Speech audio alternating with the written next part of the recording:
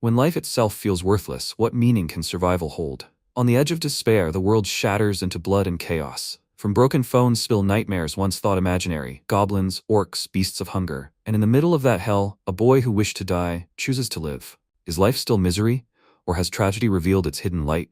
Let's find out. The protagonist, Rikuto Kurogane, had such a terrible life that he came to say goodbye to it on the roof of his school. He glanced at the school children happily strolling below and decided to put an end to this terrible game. He clutched the fence, remembering how his adoptive parents treated him. They scolded him and beat him simply for not cleaning the house. And when his father caught his gaze after yet another beating, he became even more angry and began to beat him while he was lying down, saying that order in the house was his responsibility. Who gave him a roof over his head after his parents died? His mother, with a handcuffed smile, said that it was no wonder he grew up like that, with such and such parents. MC hated them, and when they finally calmed down, his older brother Sarada would come to mock him. Looking at him, he laughed and, deliberately spilling soda on the floor, said with a smile that it was his fault. He didn't react to this in any way, and he walked up to him and patted him on the shoulder, asking if he wasn't kind. He gives him something that gives him at least some value. He clenched his fist, but he couldn't answer him. At school, everyone was still bullying him. It was a normal school day, but when he entered his classroom, he found a vase of flowers and a bunch of bad graffiti on his desk. His classmates laughed at him, and when the teacher entered the classroom, he, of course, saw what had happened to his desk, but decided not to interfere and exclaimed,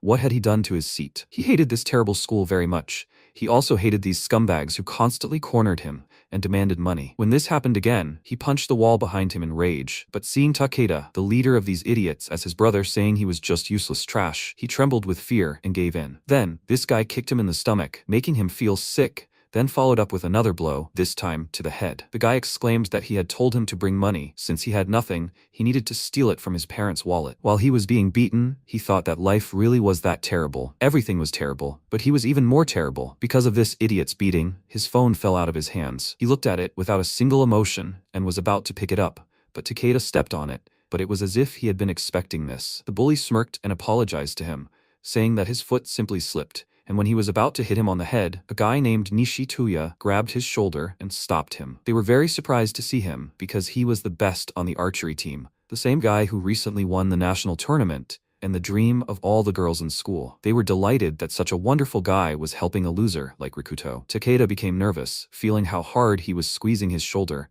and asked what he wanted. His friend Tani rushed at him with a bat in his hands, telling him not to be insolent. But Tuya punched him in the face, causing him to fall, and told them to stop it and get out of here. He gave them a threatening look, and Takeda clicked his tongue in displeasure, threw the hand off his shoulder, and then told his guys to leave. After watching them go, Tuya sighed with relief, then sat down next to Rikuto and asked if he was okay. He should at least try to fight back. They were acting this way because he wasn't doing anything in response. Could he really live like this? MC silently picked up his broken phone, then abruptly stood up and left, irritably asking what he even knew about him. Tuya frowned slightly and noticed that something was still strange. After such a severe beating, he was standing confidently on his feet. Did he have less damage than he thought? Maybe this guy unconsciously dodged their blows at the last moment? He decided to push this thought aside. After all, they weren't at a movie, and left. After a while, Rikuto went up to the roof. He looked at the school children who were having a wonderful time, chatting and playing among themselves, and this made him feel uneasy. He sat down on the floor, thought about something for a second, then looked at his broken phone and sighed heavily, saying that this was the end. He was just tired of this. This whole life was one big torment. He climbed onto the fence and, looking down at the city from above, spread his arms out to the sides and said with a wide smile that it was time to end this game. Suddenly, lightning flashed in the sky. Some glowing symbols appeared, from which endless numbers cascaded down and exploded, colliding with buildings. All the phones meanwhile began to shock their owners. The students dropped them from their hands in pain and began to wonder what was going on here. Their phones began to act strangely. They didn't understand what was happening at all, and Rikuto meanwhile thought, was that just lightning? Even though the weather is so nice? What's even going on? He heard screams from below. One of the students fell to the ground in fear and looked at his phone. Various numbers flashed on the screen, changing rapidly, and then these numbers literally began to crawl out of the phone, taking the form of a monster. The guy looked at it in shock, and the numbers turned into a goblin, and then monsters of all kinds, from goblins and orcs to dragons, crawled out of other phones. The students ran in terror, but the monsters quickly caught up with them, while MC, meanwhile, watched this bloody spectacle in shock from above. One of the goblins aimed at a guy who, unable to escape, was hit on the head with a spiked club, while his fellow monsters successfully dealt with the others. The goblin licked his lips and then continued to kill the poor students one by one, along with the others. Rikuto watched this and couldn't believe his eyes, and when the monsters gathered a huge pile of dead students, he asked, "What the hell is going on here?" On this day, hordes of mysterious monsters suddenly appeared all over the world. Public order was instantly disrupted, and it is believed that the world population decreased by more than 10 times. The cause of the cataclysm remained unknown until a group of young people uncovered the truth. At first, it was only known that the monsters appeared from phones. The survivors called this day the Day of Judgment. Back to the beginning of this day, MC watched the horror below and thought that monsters that only exist in fairy tales were killing people one by one. It was all incredibly unexpected. Not believing it, he laughed nervously and said that he understood everything. He had already jumped and died, and this was just a death dream. Screams were heard, monsters grabbed people and did whatever they wanted to them. Looking at them, Rikuto laughed and remarked that it was all so disgusting. All those who despised him turned into trash. He smiled and asked how they felt about it. They bullied him all the time, so they deserved it. Let them all die and burn in hell. He continued to watch this massacre, and at one point, he felt uneasy and wondered if this was too realistic for a dream. There were people here he didn't know. He noticed a guy who was trying to run away from the school grounds, but the monster quickly caught up with him and hit him. Hearing his heart-rending scream, MC clenched his teeth and grabbed his head, exclaiming, "What the hell is going on? How much longer will this dream last? Why doesn't he die? His life is terrible. His parents died and he is left alone, and only idiots have appeared around him. And this brother, he doesn't care about any of them. As if he cares. But he understood that everything that is happening now is wrong. He burst into tears and exclaimed that in any case, it is wrong that people die like this. He grabbed his head and screamed that if this was a dream, then let him wake up. At that moment, the door to the roof slammed open with such a bang that it shattered the window. He turned around in fear and saw a goblin walking towards him with someone's head in his hand. He looked at it in horror and thought, "Is this a dream?" The moment the goblin approached him and pounced on him, he realized that this was all for real, absolutely reality. Seeing the monster swinging its weapon at him, he cried out in fear and immediately jumped aside, falling nearby. He trembled in pain and slowly got up, thinking about why he was so scared, and when the goblin jumped down and he looked at the girl's face, forever frozen in horror, he understood what death looked like. He was very scared and backed away, wondering if he was going to die like this. There was a sound behind him. His image asked, "What difference does it make?" He was going to die anyway. He wanted to end this life. He remained silent and thought he was right. After all, his life was terrible, and the world wasn't so great either. Nothing would change if he died. He smiled slightly and closed his eyes, expecting to die at the hands of a goblin. But remembering how the other students at this school had died painfully, he realized he didn't want to die. Definitely not like this. Gritting his teeth, he picked up a pipe lying nearby and blocked the blow, shouting that he didn't want to die. There was a loud clang of steel hitting steel. The monster was stronger and pushed him onto his back, but he continued to hold the pipe, preventing it from hitting him, and said that real death was disgusting and too pitiful. It was becoming increasingly difficult for him to hold back its onslaught, and he wondered, knowing what death was like, who in their right mind would even want to die? Thinking about this, he became more and more powerful and shouted that he didn't want to die. Not that he wanted to die in the first place. His strength increased and he rose abruptly,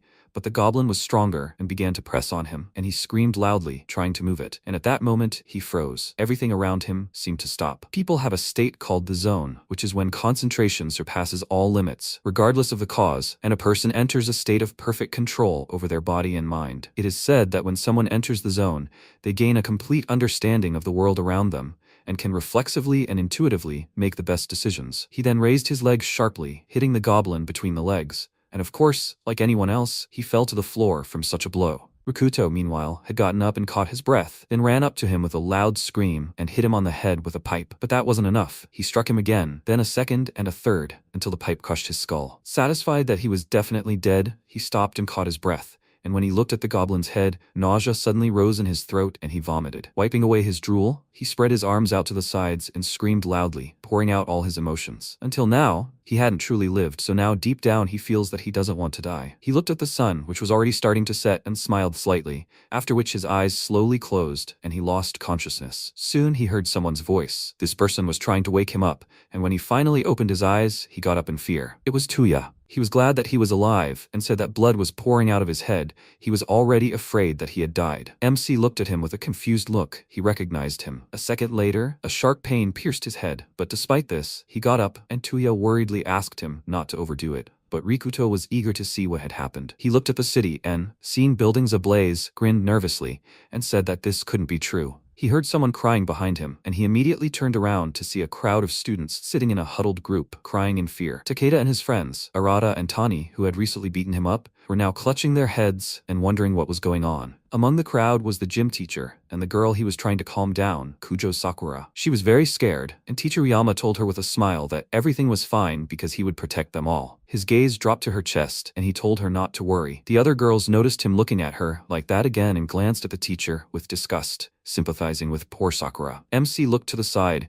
and was slightly surprised to see a barricaded exit to the roof, made of broken chairs and tables. Tuya said it was a barricade to keep monsters out. They made it out of scrap materials. He looked at the wounded students and said that everyone here had escaped from those mysterious monsters. They had desperately fled to the roof and even barricaded themselves. He clutched his head and worriedly said that there were still stragglers there. They asked to be let in, but they were left there. He felt uneasy, as if he blamed himself. He clutched his head and told him everything. The 3 boys who remained behind and were still alive were pounding their fists on the door, begging to be let in. They looked in horror at the goblins quickly approaching them, and again asked to be let in. By this time, the students on the roof had already barricaded the door, and the boys remaining on the landing were trying to break through to them through the only hole, a broken window in the door. The gym teacher said that they couldn't let them in, and another student agreed with him, saying that if they tried to save them, they would die themselves. The boy continued to stretch out his hand to them, begging them to help them. The horde of monsters was already here. Tuya approached the barricade. He wanted to help these poor guys, but his hand froze the moment he screamed loudly and asked the monsters to stop. He stood there and continued to listen to their screams, not daring to help,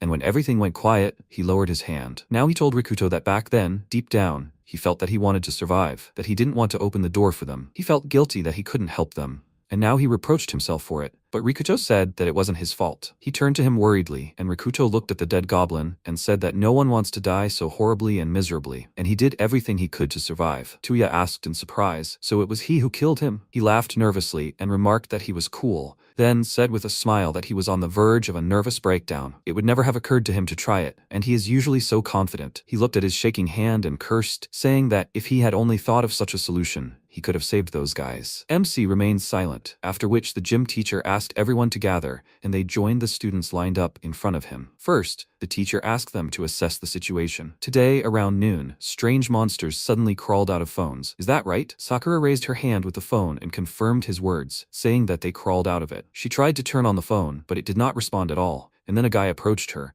asking if her phone was also dead. The others checked their phones. They turned out to have exactly the same problem, and Tuya wanted to check it out too. He asked Rikuto what he had, and he showed him his broken phone in response. The teacher cursed, realizing that they couldn't even call for help now, and MC thoughtfully asked what that meant. Tuya asked what he meant, and he said that the monsters came out of the phones, and now they all have no battery. It must be somehow connected. He figured that besides, no one appeared from his phone. Is it because it's broken? The teacher meanwhile waved his hand and said that they appeared out of nowhere. In any case, they need to remain calm. They will just wait until the police or military rescues them. Did they understand everything? The students remained silent. Only Rikuto was unhappy with his proposal and said that he must be joking. The teacher was slightly taken aback by his words, and he stood up, confidently saying that the monsters appeared from the phone, which means they appeared all over the city, and not just at school. Realizing he was right, the students started whispering among themselves, and he said that given the prevalence of phones these days, it was likely the same situation all over the world. Therefore,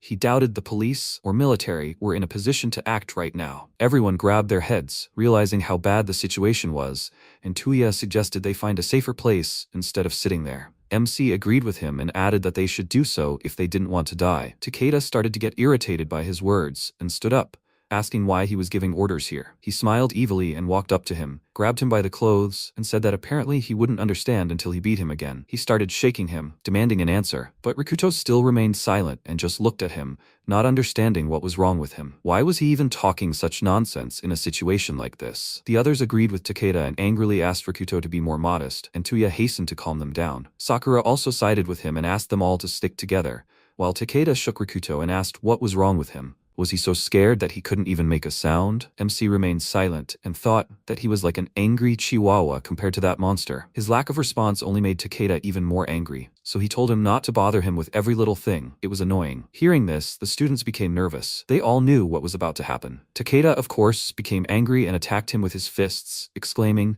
"Does he even understand who he's talking to?" Tuya quickly intervened and told him to stop. But this time, the MC wouldn't stand for it. He grabbed the offender by the arm, then grabbed him around the neck and shoved his face into the floor, causing his nose to bleed. Tuya and everyone else were shocked that such a loser was now capable of anything, and Rikuto began to tug on Takeda's arm, causing pain and begging him to let go. Looking at him, the MC sighed heavily and wondered why he was afraid of him in the first place. Hearing these words, the guy shouted in rage that he was finished, and he squeezed his hand tighter. The guy shouted that he wouldn't let it go, and he looked at him with irritation, then began to twist his arm, saying that he was so annoying. He pressed on his neck, preventing him from moving, and Tuya, realizing that he could really break his arm, pulled Rikuto away and ordered him to stop. Takeda began to writhe on the floor in pain, and Tuya looked at Rikuto in surprise and thought that he was crazy. He really almost broke his arm. And this is really the same guy who was bullied before? The others started discussing what just happened. And then Takeda stood up and called Rikuto an idiot, saying that he would kill him. Tuya immediately walked up to him and shouted that now is not the time to swear. Let him finally shut up.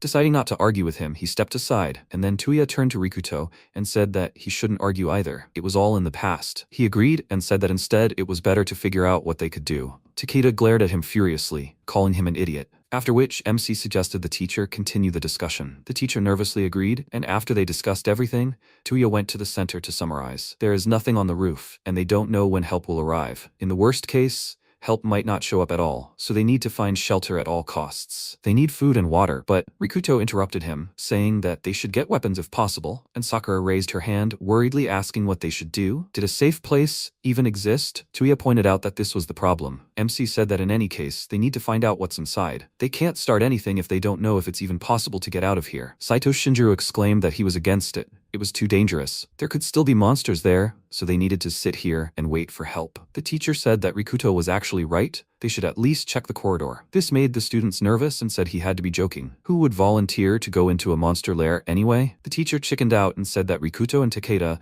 would go and assess the situation inside the building. MC remained silent, and Takeda became very indignant. He stood up and pointed his finger at him, exclaiming, "Shouldn't a teacher lead by example in situations like this?" He replied that he would stay here and protect the students. The girls sided with the teacher and told them to go there. They were men after all, and then a loud clanging sound was heard. Rikuto picked up his weapon and dragged it along the floor behind him, involuntarily attracting attention, and approached the barricade. Takeda called out to him excitedly and asked if he was serious. He responded by asking what he meant. The longer they stayed here, the worse the situation would get. They would either die of hunger or become food for the monsters. In any case, death was inevitable, but he refused to die. Therefore, there was no choice but to act. His words delighted the girls, and they now looked at him differently, and Tuya was surprised. He grinned nervously, then picked up his bag and remarked that he had said well. He was right. He stood next to him and declared with a smile that he would go too. After all, there might still be survivors there. Since everyone's favorite student was leaving, the teacher became worried and asked him to wait. If anything happened to him, he would be held responsible. The girls also asked the guy not to leave because they were very worried that their sweet boy could die, and he sighed heavily and mentally noted that they were all hypocrites. MC said that, to be honest, he was glad that he went. This chihuahua apparently was not going to go. Tuya did not understand who he called that,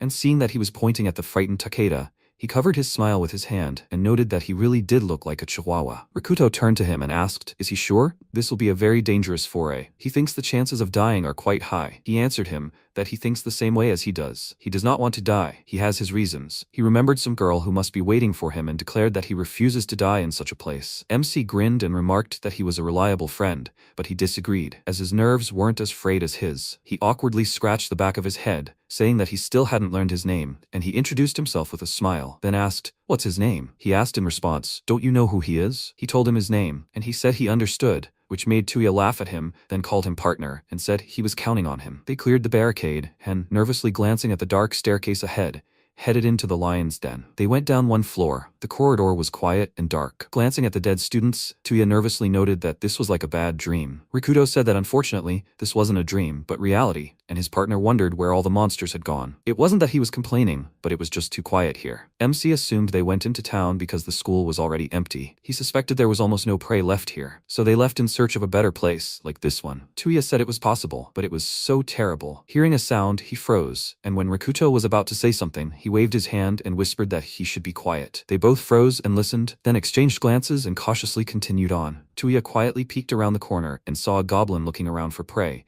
after which he whispered to Rikuto, "Can they handle him?" He hesitantly answered that it was possible, and then the guy took off his bag from his back and placed it on the floor. He pulled out a bow and arrow and said he was ready. After that, he carefully stepped out from behind the corner, drew an arrow, took aim, and then fired. The arrow pierced the goblin's back, and its tip appeared on the other side of his body. But even though it was wounded in the chest, the goblin was still able to move. Breathing heavily in pain, he turned to look at whoever did this and growled loudly in rage. Tuya became excited and pulled out another arrow, but before he could aim and fire, the goblin quickly approached him. Rikuto joined the fight, running behind the goblin, swung his pipe, and hit him in the head with all his might, causing him to be thrown to the side and hit the wall. His body trembled as he tried to get up, and hearing several quick steps behind him, he turned around. MC raised the pipe above his head and then began to beat the monster. When he finally killed him, he caught his breath, and his new friend crouched down next to the goblin to get a closer look, noting that it was brutal. Rikuto asked if he could hear the others. He replied that no one else was coming, then said with a smile that it was cool. MC hesitantly agreed with him, and, remembering those huge dragons,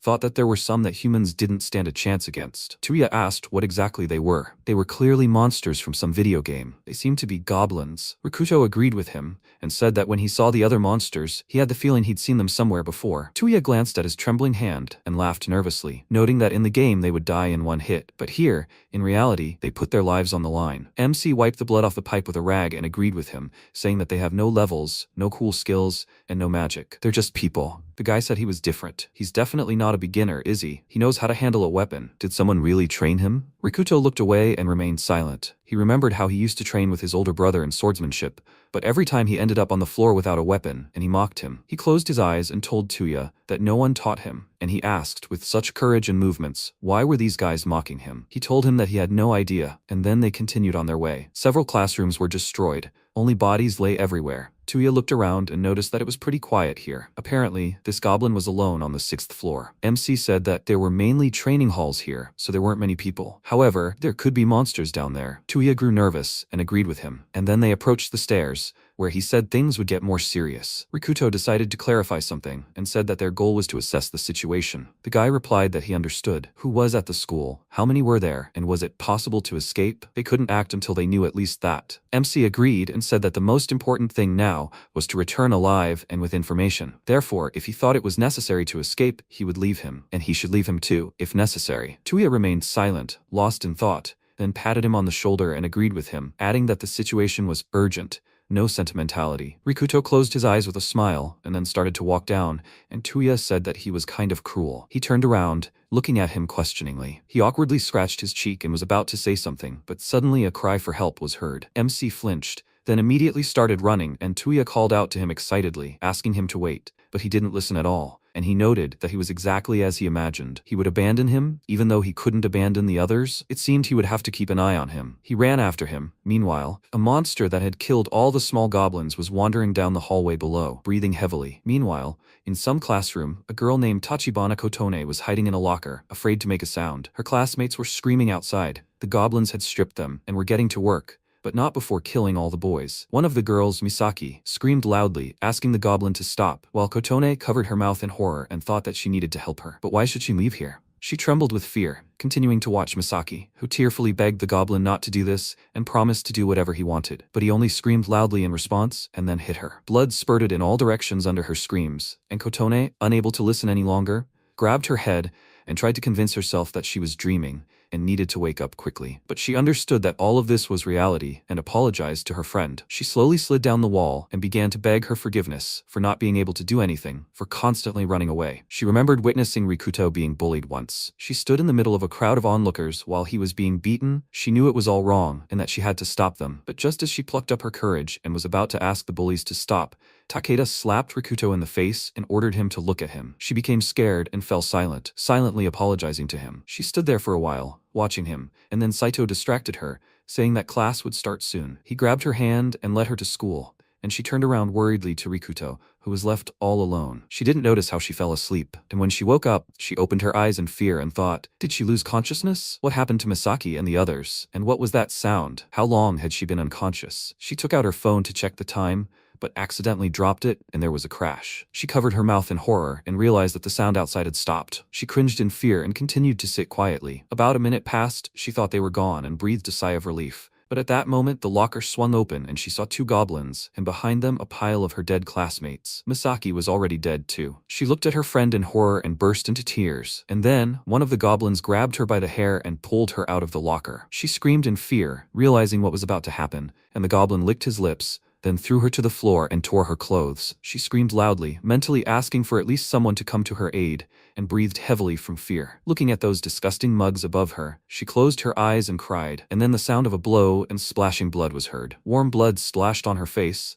and she opened her eyes to see a huge monster dispatching the goblin on top of her. He growled, his gaze fixed on her, and she began to stutter in fear. The other goblins weren't thrilled with the way he dealt with their comrade, and they grabbed their weapons and surrounded him, making disgruntled noises. He turned sharply and swung his club, dispatching them in an instant, while Kotone crawled to the wall and watched. As soon as she caught the monster's gaze, she pursed her lips and burst into tears, then called loudly for help. Tuya and Rikuto, meanwhile, were already on their way. The huge monster grabbed her and carried her out of the classroom, tying up the goblins and dragging them along with him. The girl looked at him, begging for mercy, and he, unable to bear her whining and screaming any longer, slammed her back against the wall with all his might, and she lost consciousness and finally fell silent. Meanwhile, the boys were hiding around the corner. Seeing such a monster, Tuya became very nervous and wondered if he would even be able to defeat it with arrows. MC said that now he understood everything. His friend asked what he meant, and he said that there were somehow not enough monsters on the upper floors, so they found the reason for it. Now Tuya understood everything. Simply put,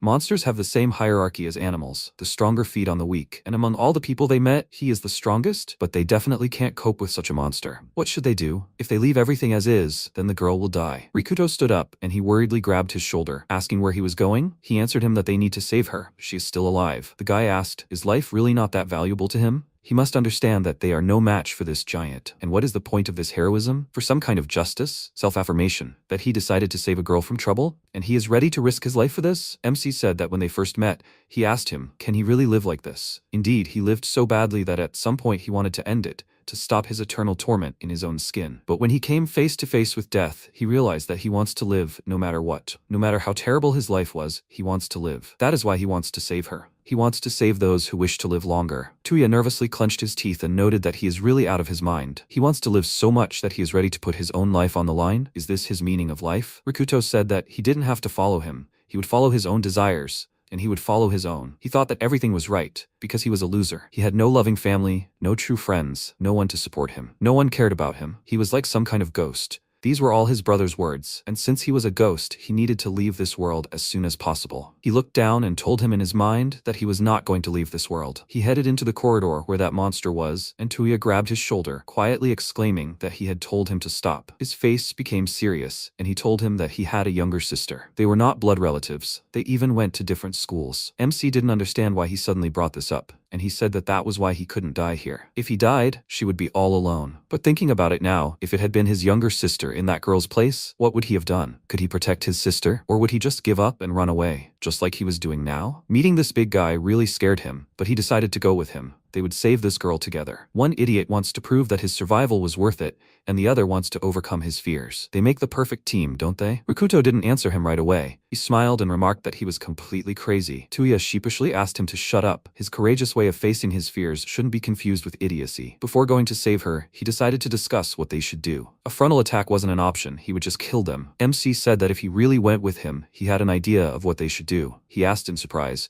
so he had a plan all along? He confidently confirmed it and told him how they would proceed. Meanwhile, Kotone woke up. As soon as she opened her eyes, she immediately wondered where she was, and a second later realized she was tied to a pole with a fire burning nearby. Turning around, she saw goblins also tied up, and her face twisted in fear. Quietly sobbing and stuttering, she looked at the monster sitting near the fire devouring someone. When it turned to her, she screamed loudly. Rikuto, meanwhile, heard this and sped up. As they ran, Tuya called out to him with a smile and said that hearing his plan finally convinced him that he had gone mad. Currently, Kotone looked at the fire and thought that this was the end. Will it just eat her or just burn her to the bones? She started crying and said that she didn't want to die. The monster threw the bones away and turned to her when he heard her words and growled. He got to his feet and walked towards her, continuing to growl. He grabbed the stick to which she was tied and threw it on the ground. He lifted her with one hand, holding the stick, and she screamed loudly in fear. He walked towards the fire, and she loudly begged him to let her go. She was very afraid because of what was happening, but the monster heard some sounds and took her away from the fire. The monster walked towards Rikuto,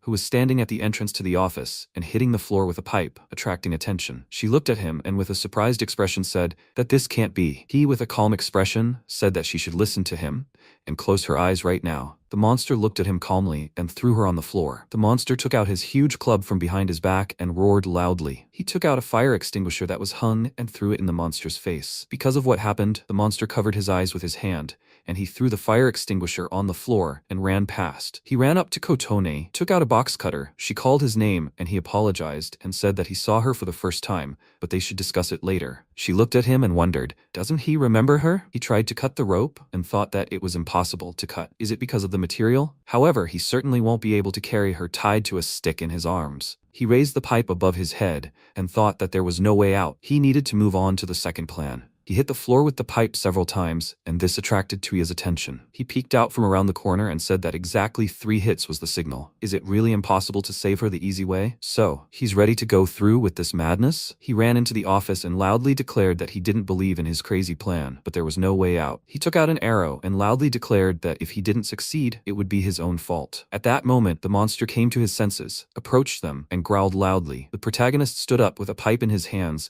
and stood in front of this monster. He swung his huge club to strike, and he looked at this and thought that one mistake and he would go to heaven, but there was no other way. Kotone looked at this with a worried expression and loudly called his name. He swung the pipe with a calm expression, and they crossed their weapons. He was able to parry this monster's attack and redirected it into the ground. The monster was surprised by what happened, and he said with a smile that he hadn't parried anyone's blows for a long time, but his body remembered everything. When he did this, he thought that by fighting openly without dodging the opponent's strike, he was shifting the opponent's vector with his strike. He didn't need to put in too much force. Even a slight shift was enough to follow up with an attack. He hit the monster's leg with the pipe and thought that this was a fairly popular move in kendo. He never forgot his father's instructions and was grateful to him for teaching him this. She looked at what happened in amazement and said that it was incredible. He thought that he should always keep in mind that their opponents were monsters. They are not particularly distinguished by their intellect, being guided more by their instincts. The monster became very angry, swung its weapon, and roared loudly. He ran towards it and swung the pipe. He struck with the club, but he dodged, hit the monster's arm with the pipe,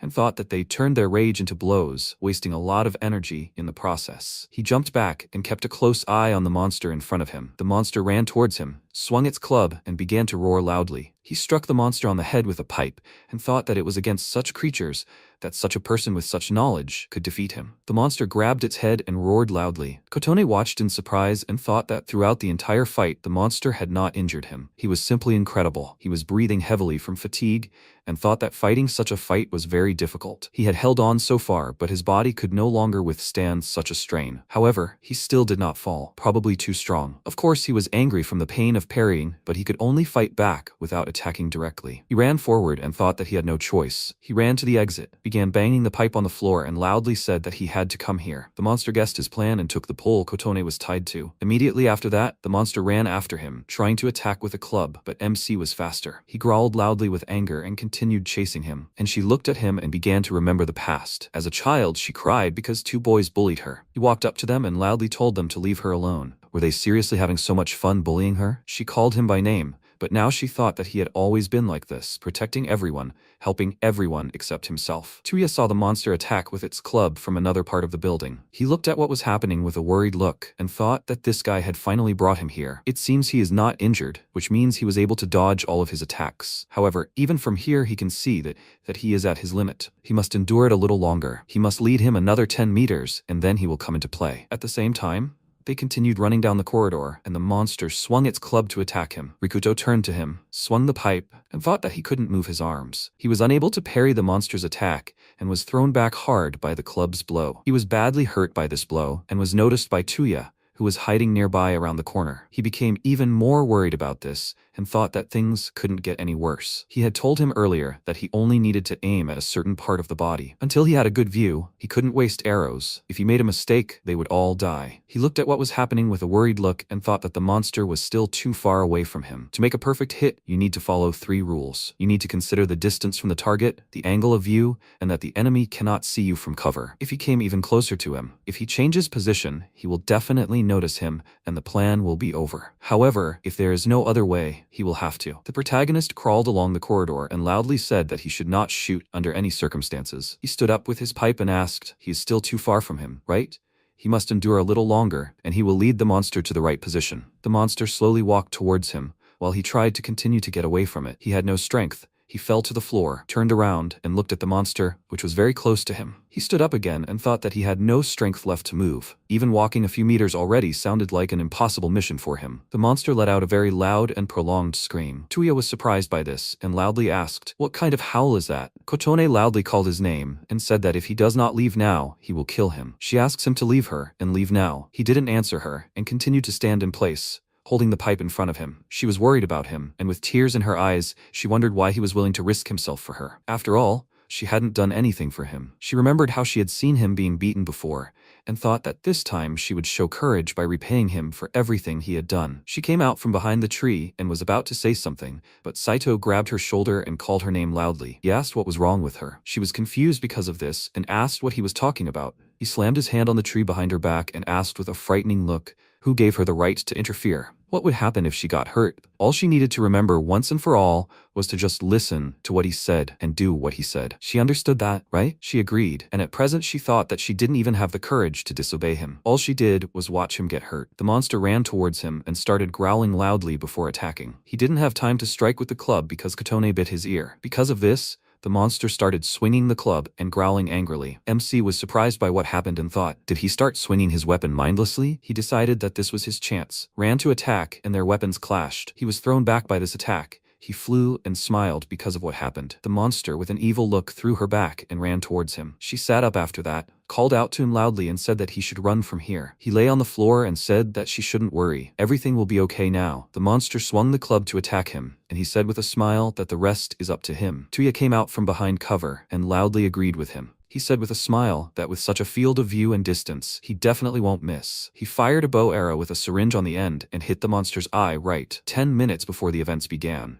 Rikuto handed him the syringe and said that they would use it. He was a little surprised by what he saw and asked, "Sakura gave them the syringe, right?" He agreed and with a serious expression said that anhydrous ethanol, used in chemistry lessons, is, in simple terms, 100% alcohol. He thought about it and asked why she had something like that with her in the first place. He said that all they needed to do was tie this syringe to an arrow and hit the monster. This should work, because alcohol is essentially poison. Few animals would even want to touch it. For example, he would take tequila with 40 degrees. If he injected this into a vein, the person would immediately pass out. He must imagine what would happen to the monster if they injected 100% alcohol into its body. He thought about it and said that the plan sounded good on paper, but in reality, even a child would understand that such a thin needle couldn't pierce the monster's skin. The protagonist said that therefore the only place he needed to aim was the eyes. If he hit the eye precisely, then they should succeed. He asked in a confused voice, but where is the guarantee that the eyes are a monster's weak spot? He looked at the fire extinguisher he was holding in his hand and said that he shouldn't worry. He would test that himself with this. He would sneak into the monster's lair and spray the extinguisher. If he can't find him and is disoriented, they will follow this plan to the end. It's a simple strategy, right? He will lead him to the right position, and he is obliged to deal him the decisive blow. Currently, Tuya called his name with a smile and said that he was still crazy. He remembered what happened earlier and thought that he sent him a signal by hitting the floor with the pipe 3 times. This means he is weak against the fire extinguisher. He said that if you put his crazy ideas aside, you can give it a solid 10 out of 10. The monster grabbed the arrow and growled angrily. MC, lying on the ground, looked at him with a smile and said that he could have said that somehow more gently. Kotone looked at what happened in surprise and said that it was incredible. Because of what happened, the monster fell on one knee and growled quietly. He looked at it with a small smile and said that it still worked. Unexpectedly for him, the monster began to roar loudly, grabbed his club and began to swing it. He slammed his weapon on the floor, but he gathered his strength and jumped back to dodge. Tuya, looking worried, loudly called his name. He thought that even though they had poisoned him, no one knew how quickly alcohol would affect him. The monster struck the wall with its weapon very hard and broke it. He looked angrily at Rikuto, who was standing in front of him, ran towards him and started growling loudly. He gathered his strength, ran towards him, grabbed him and started pushing him back. He tried to push this monster into the hole, but he didn't have enough strength to do it. He continued to try with all his might, but the monster stood firmly on its feet and swung its club to hit him. He looked at this with a worried look, but at that moment, Tuya ran towards him and loudly called his name. He ran up to them and pushed the monster along with him, causing it to lose its balance. Because of what happened, the monster began to fall down and screamed loudly. after which it hit the ground with a loud sound. He helped it not to fall and said that he barely made it in time. They climbed back and were breathing heavily from fatigue, and Kotone was glad that they both survived. She asked with a happy look if they were okay. The protagonist called him and asked if it was too reckless of him. He said with a slightly dissatisfied look that it was not for him to say that. Besides, why was he sure that he would hit the monster? He asked with a smile that the winner of the national tournament would not hit. He found it hard to believe something like that. He was surprised by what he heard, but smiled and said that what else could you expect from a crazy person like him? After that, they approached her. Tuya cut the rope and said that she was free now. It must have been very scary, but now it's over. Can she get up? She didn't answer him. Quickly got up, hugged MC and loudly called his name. She started to cry and said that she was grateful to him for saving her life. He looked at them from the side with a little surprise and said that he could have told him the truth right away. If his beloved was in trouble, then he would also risk his life without thinking. She was surprised by what she heard and asked what he just said. He said with a smile that he was very lucky to be dating such a beautiful girl. She said that was not true. They were not in that kind of relationship. He stood next to her and asked if he could ask her something. He apologized for asking the question so directly and asked, however, who was she? They were both surprised because of this, and Tuya asked he expected anything from him, but to pretend that he did not know someone? He said with a puzzled expression that however he really did not know her. Kotone said with a small smile that it was not surprising that he did not remember her because it was quite a long time ago. She gave her name and said that they had studied together in elementary school. They used to play together a lot back then and even called each other by abbreviated names. He doesn't remember that? He repeated her name and was very surprised when he remembered her. He remembered his childhood and thought that there was something he still regretted.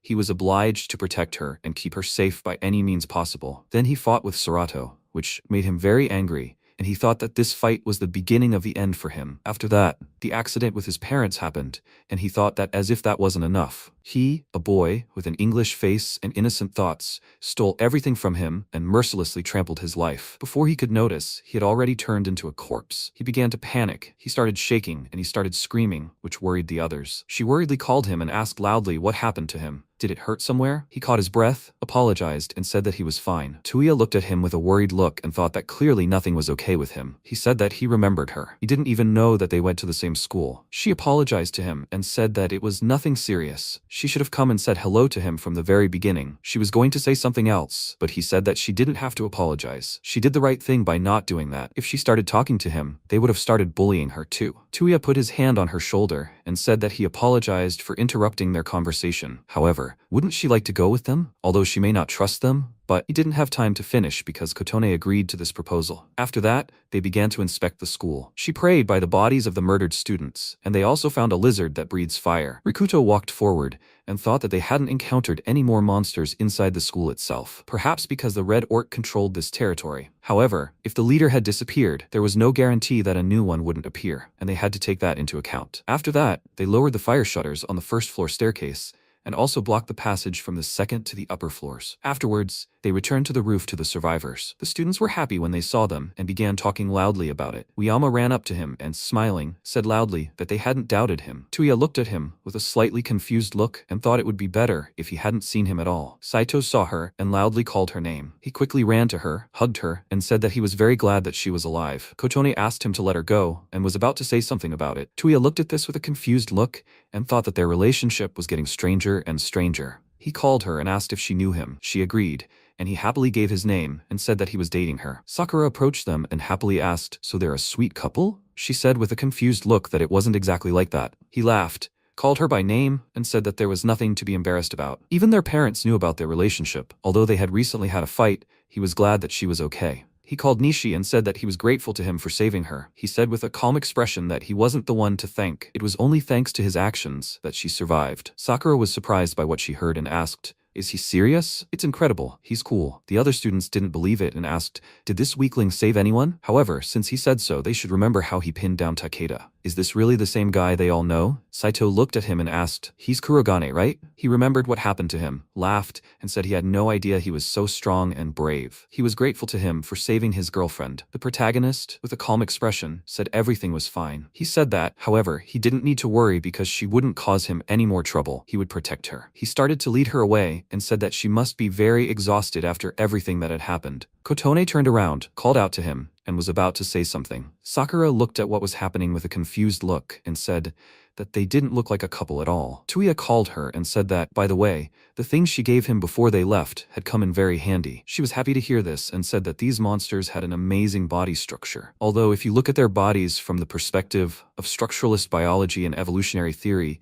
they don't seem so strange. Just look at their skeletal shape, the arrangement of their respiratory and circulatory tracts, and their muscle structure, which is why she thought alcohol would be effective against them. He called her again and asked, however, where did she get a syringe with alcohol? She turned away with a confused look and began to get nervous. Uyama called him and asked if he could describe in more detail everything he saw on the lower floors of the school. He agreed, after which, Tuya came up to stand in front of the students and said that their situation was not going well. The only survivor they managed to find was Tachibana and no one else. The students were worried about this, and he said that, however, they did everything to ensure the safety of the building, lowering the fire shutters to prevent new monsters from getting upstairs. After searching the entire school, they found a room with enough space for everyone. They also found food, albeit a little. It's hard to say how long it will last for everyone. The teacher said loudly that this was great news. He did an excellent job. He waved his hand and said loudly that they should all listen to him. They will split into groups and look for supplies and useful things in the school. He will explain how to behave in any given situation. They should build a new house for themselves together. The students were confused by this and quietly said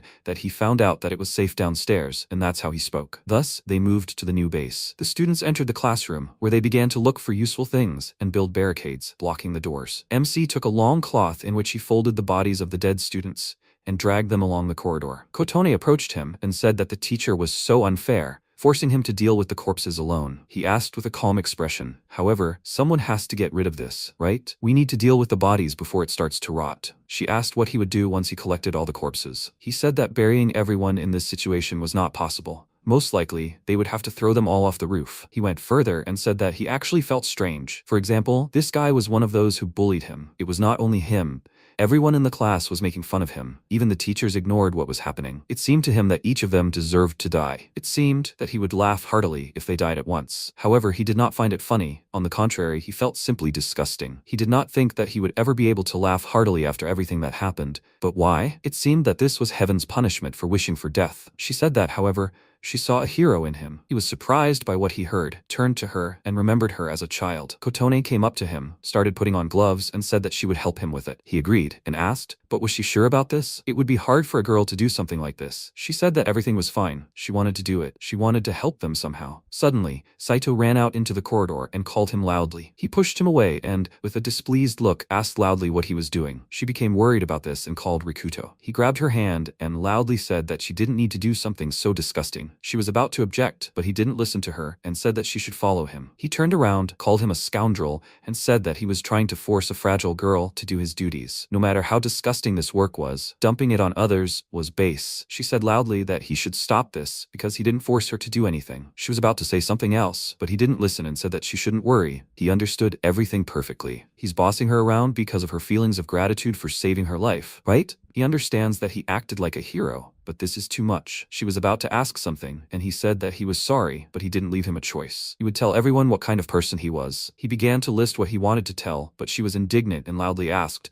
what kind of nonsense is this? He didn't deserve this. He asked her to be quiet and said that he was talking now. The protagonist didn't pay attention to this and said that he didn't care. He could do whatever he wanted. He approached the bodies and was going to continue carrying on. Saito laughed and said that all he had to do was scare him and he would immediately realize his place. He started to leave, pulled her along with him, and asked why she would get involved with this scum. She should just do what he says, and then he didn't have time to finish because Kotone couldn't stand it and hit him in the face. She cried and said that she was sorry, but she had enough. He called her with a confused look and was about to ask something. She said that their fathers were best friends. That's why she had tolerated his company all this time. His disgusting behavior towards her and others, but she had enough. He loudly called her name and asked what she was talking about. Hadn't they already decided after school? He didn't have time to finish because she said loudly that their fathers had decided so. MC apologized and asked, however, if they could continue their showdown somewhere else. They seemed to be in the way here. Saito looked at him with a displeased look and loudly said that he should shut up altogether. He turned around, loudly called her and asked why she was doing this to him. She should just think, who in this school would have protected her if not for him? Kotone, with a serious expression, asked what he just said. She got angry and said loudly that he sacrificed her to save himself. He asked loudly,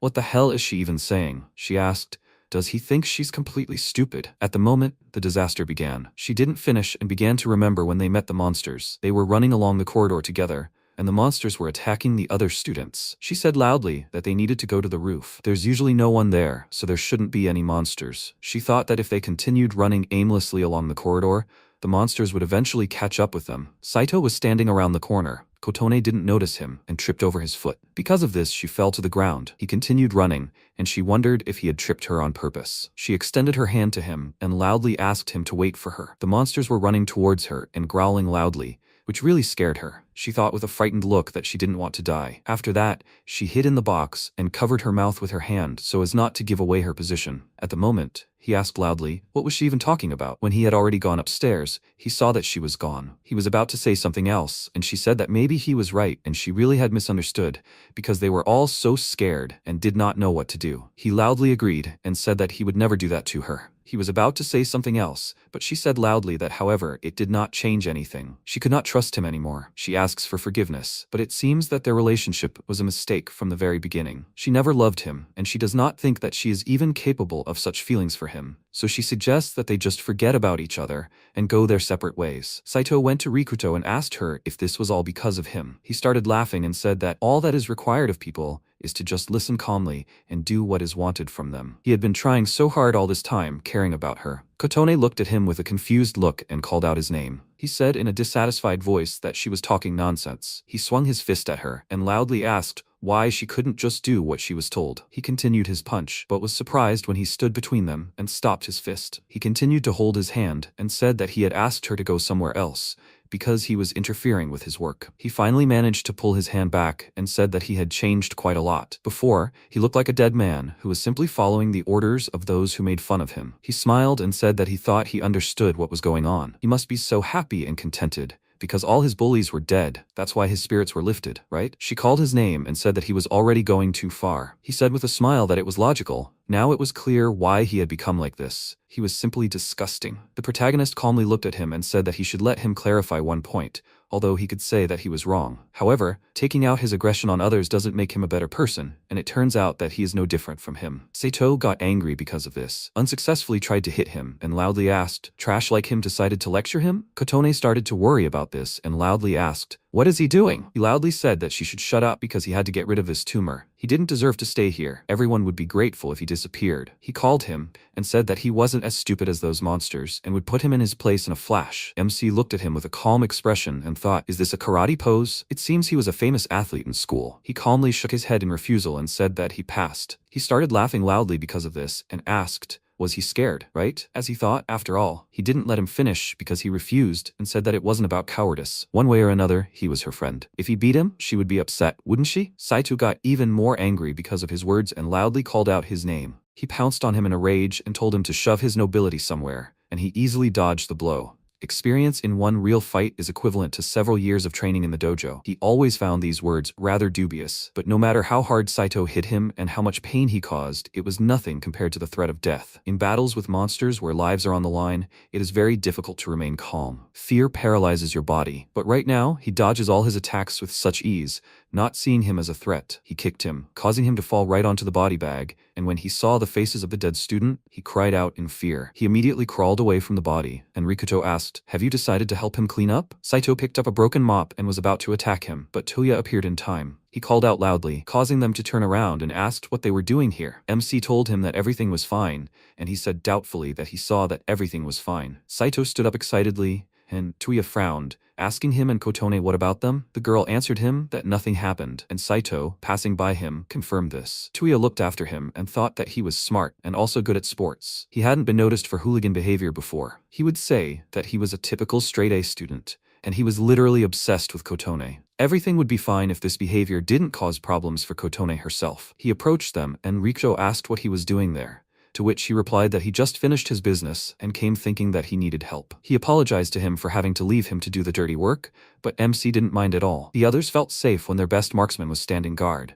He pretended to knock an arrow and said with a smile that it was a solid 10. His friend felt uneasy and sheepishly asked him to stop. Why was he bringing this up? Looking at them, Kotone smiled and silently noted that they got along well, after which Tuya suggested that they take the bodies to the roof and then discuss everything that happened. They both agreed, and soon evening came. The students gathered in the classroom and began to get ready for bed, while the others ate. Teacher Uyama put the lunchbox on the floor and said that this would be enough for them as long as they could stay here at school. He laughed and praised himself, saying that they were lucky to have him as their leader. The girls, meanwhile, thought that this old man was so creepy, and Tuya looked at the chocolate bar in his hands and said that he didn't even feel like eating. Kotone agreed with him, but Rikuto, unlike them, ate everything in sight. His friend smiled wryly and remarked that he must be hungry, to which he replied that if you completely forget about food, you can die of hunger. Someone exclaimed discontentedly from the side. Sakura tried to turn on her phone, but she was completely unable to do anything. The three decided to approach her, and Tuya asked what was wrong. Seeing the phone charger, he was slightly surprised, and she said she found it in her bag. She tried to charge the phone,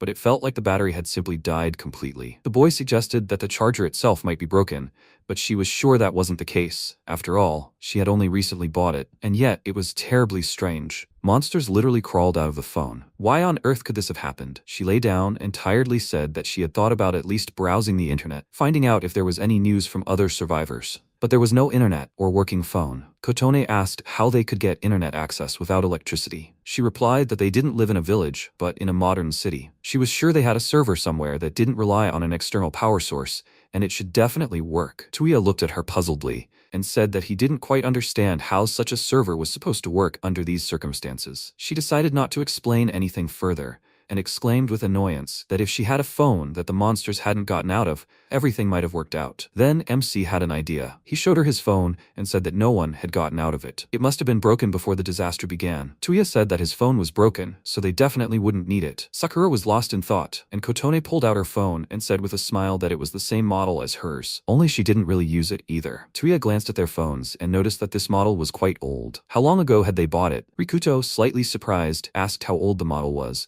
while Sakura thoughtfully said that they could fix it. If they had the same models, then she was sure Rikuto's phone could be resurrected. Tuya realized that this really could work, and excitedly asked if she could really do it. She smiled and happily said that it seemed like a ray of hope had broken through the darkness. As soon as morning came, they gathered all the students for a talk. Tuya said that if they sat idly by, they definitely wouldn't last long. The food they managed to find would last 3 days at most. They had no contact with outsiders, and no information about what had happened. MC approached the weapons storage area and said that the self-defense tools they'd managed to find at school weren't very good. Even an iron pipe would be better. Tuya said that, in short, they were trapped here. But Sakura had found a way out of this situation. Not a single monster had emerged from Rikuto's phone, because it was already broken at the time of the disaster. But since Kotone had the same phone model, they should be able to fix it. He glanced at Sakura, asking her to confirm his words, and she, with an awkward smile, confirmed it with an uncertain look, which made everyone doubtful. MC glanced at Takeda and said that it was all thanks to him, since he was the one who broke it. He exclaimed, even if they fixed this loser's phone, then what? Tuya said they could use the internet, and with access,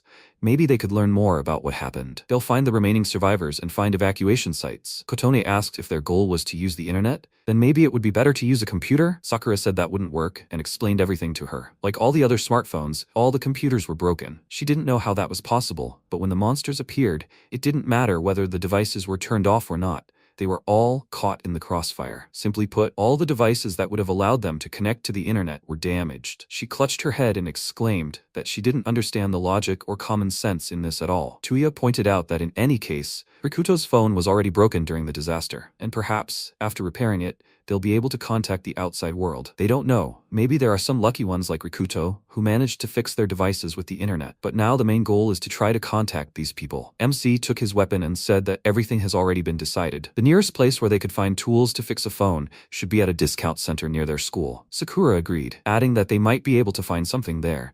And the students, hopeful, suggested they head there right away. They could find not only tools there, but also food, and maybe even weapons. The teacher was sternly against it, saying that as their teacher, he couldn't allow the students to do something so reckless. Rikuto asked what he was suggesting then, that they all quietly wait for their deaths? He nervously replied that of course that wasn't true. But how do they know? Maybe someone will come for them very soon? More importantly, if they go outside, they'll most likely encounter a bunch of monsters. What will they do then? MC replied that, fortunately, this place isn't that far from school and they'll get there even faster by car. He'll give them a ride, right? Hearing this, teacher Uyama became very nervous and excited, and Tuya remarked that this was a good idea. With a car, they would be able to avoid encounters with monsters. But the teacher became very scared and objected, justifying himself by saying that he needed to take care of the other students. He couldn't leave the school at all, and they shouldn't take such a rash step. Tuya scratched the back of his head in confusion, not at all surprised by his words. And then Kotone jumped up from her seat and declared that she would drive them there then. She knew how to drive, so she could easily take them to the store. Tuya was very surprised by her words, since she was too young to get a license, and she said that her grandfather taught her to drive when she came to his village. He taught her to drive his old truck, but she agreed that getting behind the wheel without a license was not the best idea. But since they had no choice, it was better this way. Tuya said in shock that he didn't expect her to be able to do something like that. Saito, of course, objected. He asked her to reconsider because it was too dangerous, but she didn't even let him finish and asked him to shut up. Rikuto asked if she was absolutely sure. Outside, only the unknown and many dangers awaited them. Even being in the car, there was no guarantee that he and Tuya would be able to ensure her safety. And she still wanted to do this? She confidently answered him that she understood that there was no guarantee that she wouldn't die if she went outside, just as they couldn't know that. She didn't know what the right thing to do was, but she knew for sure that she didn't want to just sit and wait for her death. And she, like them, wanted to fight for her life. MC liked her words and agreed with a smile, after which he said that they were counting on her. Saito meanwhile was angry that some loser had taken her away from him. Suddenly there was a loud bang, and the teacher lost his temper and shouted, "Do they think he'll let them do something so dangerous?" He was their teacher. His duty was to protect them. He wouldn't let them do whatever they wanted. He seemed to have gone mad while shouting, and Tuya wanted to ask what they should do then, but he didn't let him say a word and ordered him to be quiet. Little kids like them, who hadn't seen life, all they had to do was obey their elders. They had to wait. All they had to do was sit and wait. They would be safe here. They had food and water, and if they cut back on their expenses, they would have enough for another week. All they had to do was wait for help. Why take such a desperate step when they had everything here? Rikuto approached him and calmly asked why he was so sure his plan was good. The teacher was angry that he was talking to him like that, and he asked if he considered their school a safe place. Considering what their world had become, there was no room for common sense here, and there was no place left in their world that they could safely call safe. To confirm his words, a slime penetrated the classroom ceiling and attacked Tanya from behind. When he screamed loudly, everyone immediately turned to look at it. The slime swarmed around them, and he began to cry for help, and Takeda called out to him excitedly. When his friend extended his wounded hand, he backed away in fear, and while the teacher stood still, MC decided to act. He rushed toward the slime and thought that there was no room for common sense in this world, and no safe place to be found either. If they just sat idly by, they would surely meet their deaths. As soon as he approached, he jumped high and hit the monster with all his might from above, and slime sprayed out. But since the slime was very soft, he couldn't inflict any damage on it and could only retreat. The slime wanted to jump on him, but he managed to step back in time, and the monster returned to Tanya. The poor guy was groaning in pain, asking Rikuto to save him, and Rikuto, tearing the curtain off the window, told him to be patient a little longer. After that, he called out to his friend, who rushed to the slime, saying that he understood everything. MC looked at the poor Arata and thought that this slime was corroding his skin, but his clothes were still there, which meant the cloth could help. He covered the slime with the curtain, gave a signal to Tuya, and just as he pulled Tani out of the slime, Rikuto tied up the monster. Sakura excitedly asked if he managed to get it out. MC, meanwhile, threw the monster away and caught his breath, then asked how they could kill it now. In games, for example, physical attacks don't work on slimes. They can only be killed with magic. An idea occurred to him, and he turned to his friend, exclaiming that they need to set it on fire. Do they have something for that? He got nervous and said he didn't know, and then Sakura ran up to him with a canister in her hands and exclaimed that they were going to set it on fire. She poured the fuel on the slime, then threw a match and told it to die already. Immediately after that, the slime burst into a bright flame, and after a few seconds, only ashes remained. Rikuto said that he thought that fire was these slimes' weakness, and the girl excitedly said that everything happened so unexpectedly. She didn't even understand how she did it. He smiled and noted that she really helped them out, then turned to Tuya and asked how Tani was. Unfortunately, Tani died from his injuries, and now his friend Takeda was crying over him. MC just sighed, after which the teacher spread his arms out to the sides and nervously asked why they were all standing there. It was all over, after all. Unable to bear it anymore, Rikuto looked at him with a gloomy expression and asked, does he understand everything now? There is no safe place. If they stood silently, shaking with fear, they would all be devoured by this monster. And he still wants to stand his ground? They just have to wait for salvation that won't even have time to come? This is tantamount to just waiting for their death. Teacher Uyama realized that he won't out-argument him and fell exhausted to the floor, saying that they won, let them do whatever they want. After that, they set off. Tuya shot at the monsters from a distance. MC hit everyone with his pipe, protecting the girls. When they finished off the last monsters, they caught their breath and Rikuto said that there were no more monsters in the schoolyard, which means they need to run to the parking lot before anyone else comes to them. They found the teacher's car and Tuya handed Kotone the keys, after which they climbed inside. Seeing the luxurious leather interior, Tuya admiringly said that this car was so cool and asked the girl if she could handle it. She confidently answered him that everything would work out. It would even be easier here than with a car with an automatic transmission. He, shocked, noted that she was simply something, and Sakura asked if she really had to go with them. He said that only she knew what tools would be needed for repairs. After all, she would be fixing the phone. Isn't that right? She smiled nervously and agreed with him, then climbed into the car and said that she had lived such a short life. Tuya, meanwhile, glanced at the huge backpack on her back and wondered what else she kept there. After that, he looked at Saito and asked if he really wanted to go with them. He answered him that since Kotone was going, then he should too, since he had promised to protect her. As he was climbing into the car, Tuya warned him just in case that this wouldn't be the best place to sort things out,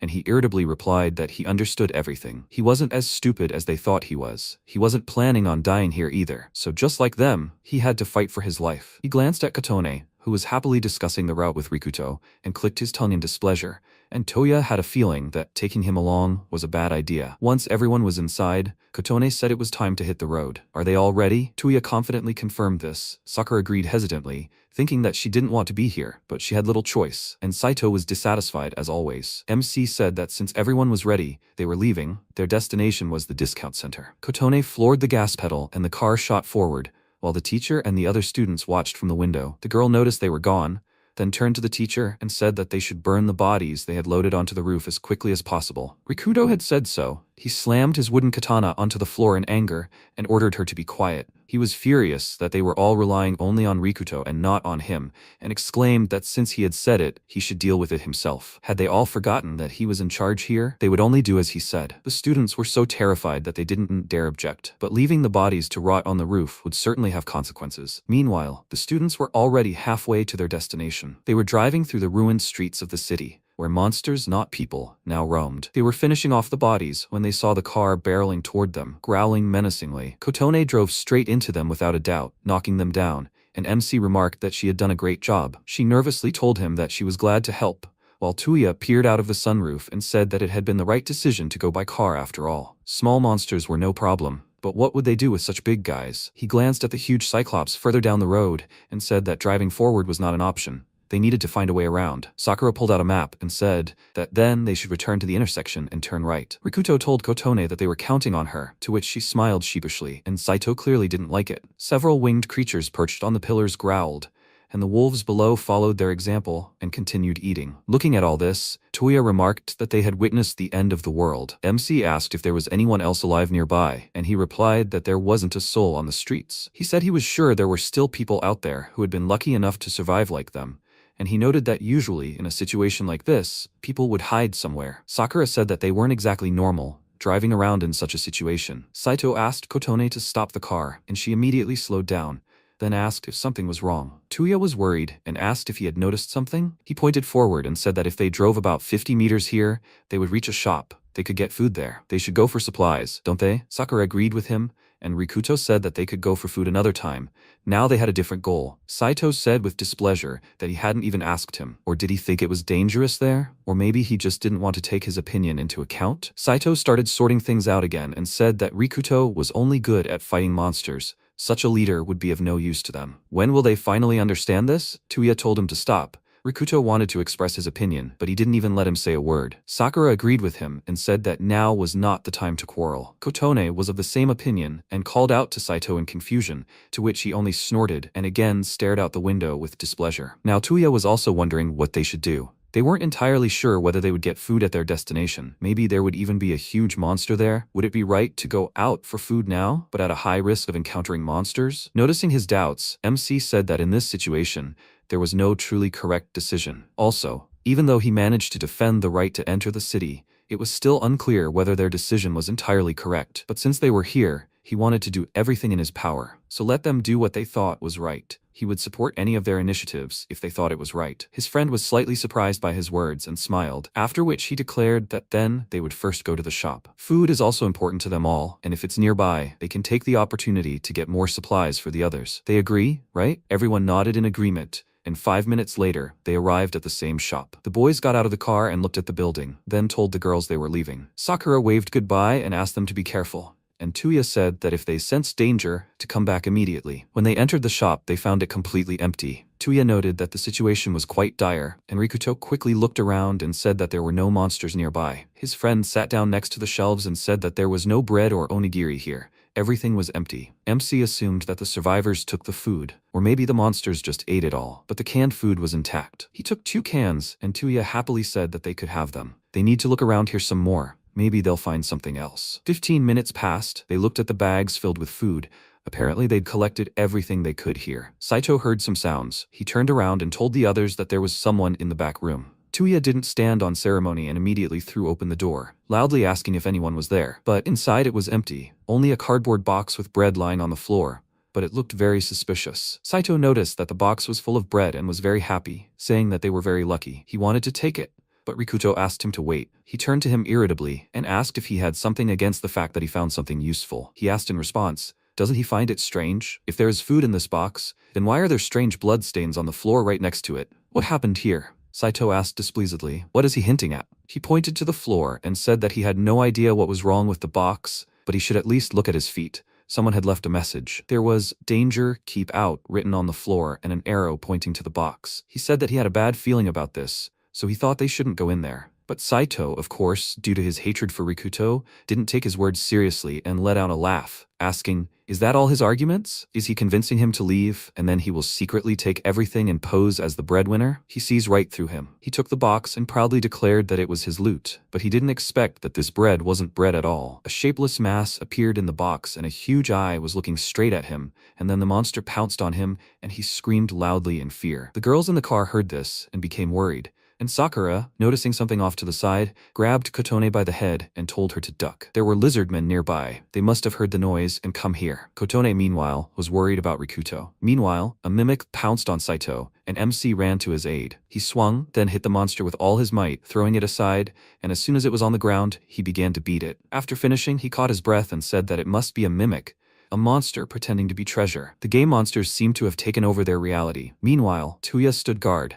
He peeked out from the shop and warned Rikuto of the danger. They carefully exited the utility room and saw the lizardmen. MC said that they must have been attracted by the noise from the shop. His friend noted that there were too many of them, but it seems they haven't noticed them yet. What will they do? He said that they need to somehow get around them.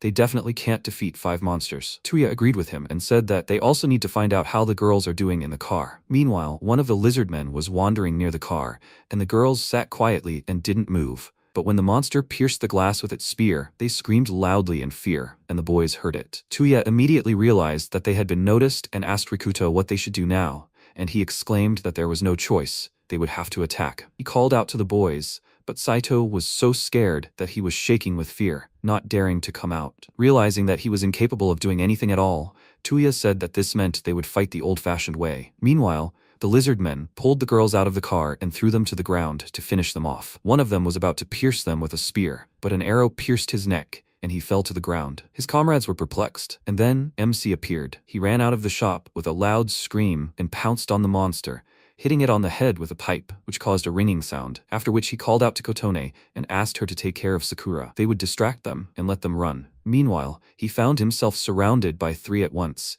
and his friend was hiding behind the shop. Peeking out from his hiding place, he fired an arrow at one of them, but it easily dodged, and he thought that the situation was very bad. Because they know about him, they easily dodge arrows, so he won't be able to cover Rikuto. Meanwhile, he thought that it was obvious that they couldn't handle a large group of monsters. Was he really going to die here? But he wasn't going to give up so easily. The moment one of the monsters attacked him, he blocked its attack, and at that very moment, another one pounced on him from behind. He turned around in horror, and a thought flashed through his mind that he didn't want to die. And suddenly, a stone flew at the lizardman's head. All 3 stared at him in surprise, and then a cheerful voice of a boy named Tuta was heard from the roof of the building, exclaiming that one was incapacitated. Judging by his clothes, he was from their school, so it turned out that he was the one who threw the stone at him. He took a few more stones and prepared himself. then threw them at the lizardmen, and they became agitated, trying to dodge. For Tuya, it was the perfect moment.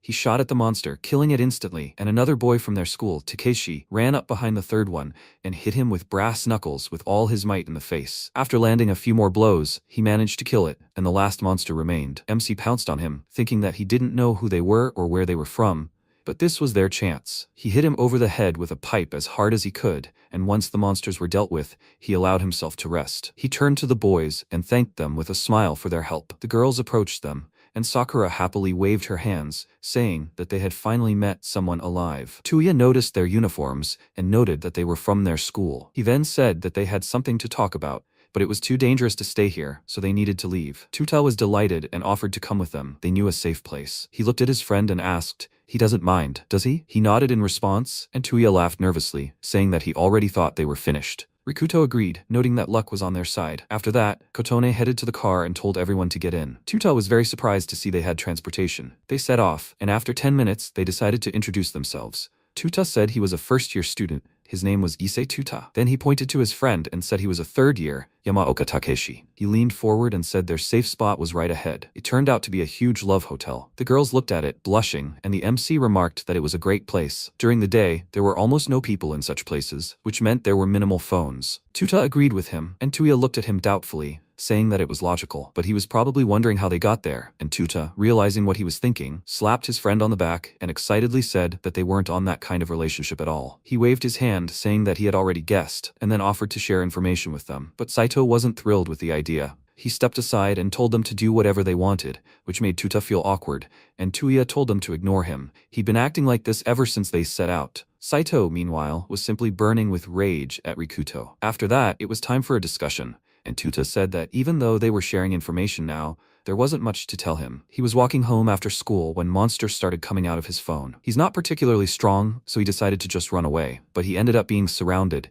and when he thought there was no hope, Takeshi appeared out of nowhere and saved him. He's very strong, and it was he who found them shelter. If it weren't for him, he would have died long ago. It turns out that Tuya knew Takeshi. He'd heard about him, but in a bad way. Compared to Takeda's friends, he's a real scumbag. He's been in fights, involved in all sorts of shady and criminal activities, and he's also connected to the Yakuza, and they say he's already killed someone before. However, given how he helped Tuta, maybe it's all just empty gossip. At least, that's what he wants to believe. Takeshi said that monsters came out of the phones, chaos started happening on the street, and before it was too late, he went to get food and met him on the way. MC said he had one question for them. Weren't they the ones who left the sign in the shop's warehouse? Judging by their confused expressions, it definitely wasn't them, and he told them to just forget about it, after which Tuta asked them to tell him everything that happened to them. The conversation was long. They moved to one of the rooms in the hotel, and when Tuya finished his story, Tuta said in surprise that he didn't even know there was a whole group of survivors at the school. They were lucky, so if they fix the phone, they can call for help. Tuya answered him that there was a chance, albeit a small one, and then Tuya asked what the two of them were going to do next. They wouldn't force them, they could just head to the school. His tone made Sakura feel like he was forcing them anyway. The two of them started thinking about it, after which Takeshi declared that he would go with them, which surprised his friend,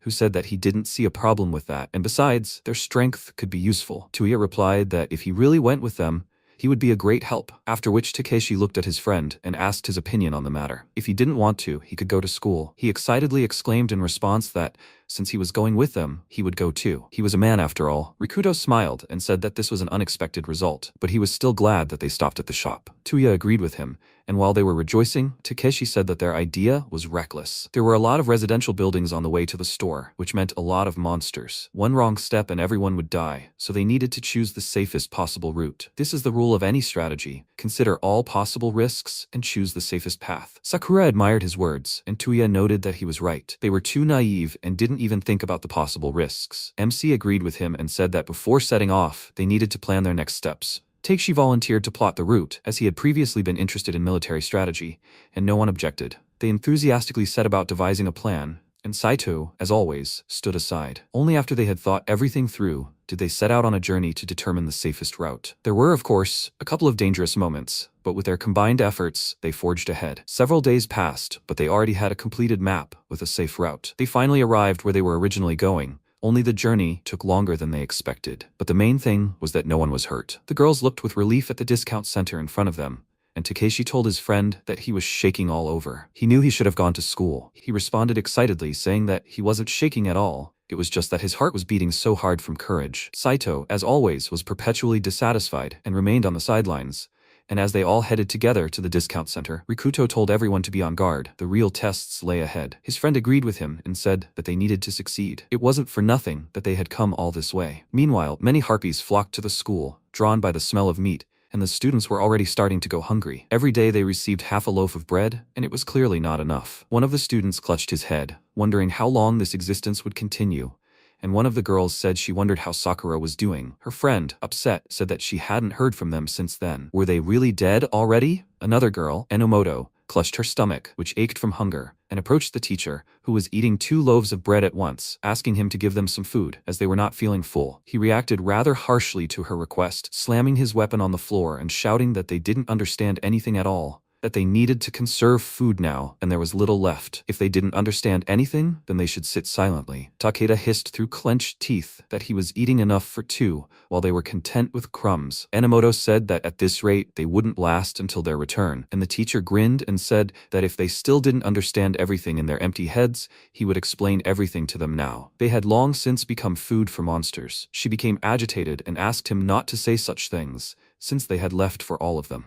The man came very close to her, which startled her, and putting his arm around her waist, said that since she was so hungry, she should show him how much she wanted it. If she did, he would think about her request. Realizing what he was hinting at, she immediately broke free from his arms and took a few steps back, indignantly exclaiming, "What nonsense is he talking about?" He spread his arms wide and said he was just joking, and the boys were already beside themselves with rage. Hunger and anger reached their peak within the school walls, while Rikuto and his group entered the building. Tuya looked around and noticed that there were no monsters in sight, and glanced at Rikuto. They both knew what this meant. Most likely, the main boss of this location resided here. As a result of their reconnaissance, they discovered that there were many varieties of monsters, but among each type, there is an especially strong one, and when such an one appears, the number of the other, weaker ones decreases significantly. They called these monsters the main bosses of the location, based on gaming slang. Tuya thoughtfully asked why all the local monsters looked like they were from games, although that made it much easier for them to categorize them. MC agreed with him and said that he had noticed the similarity too. In any case, it wasn't that important, they just needed to move on. Sometime later, they reached the floor where parts, tools, and various chemicals were sold. Sakura was especially happy,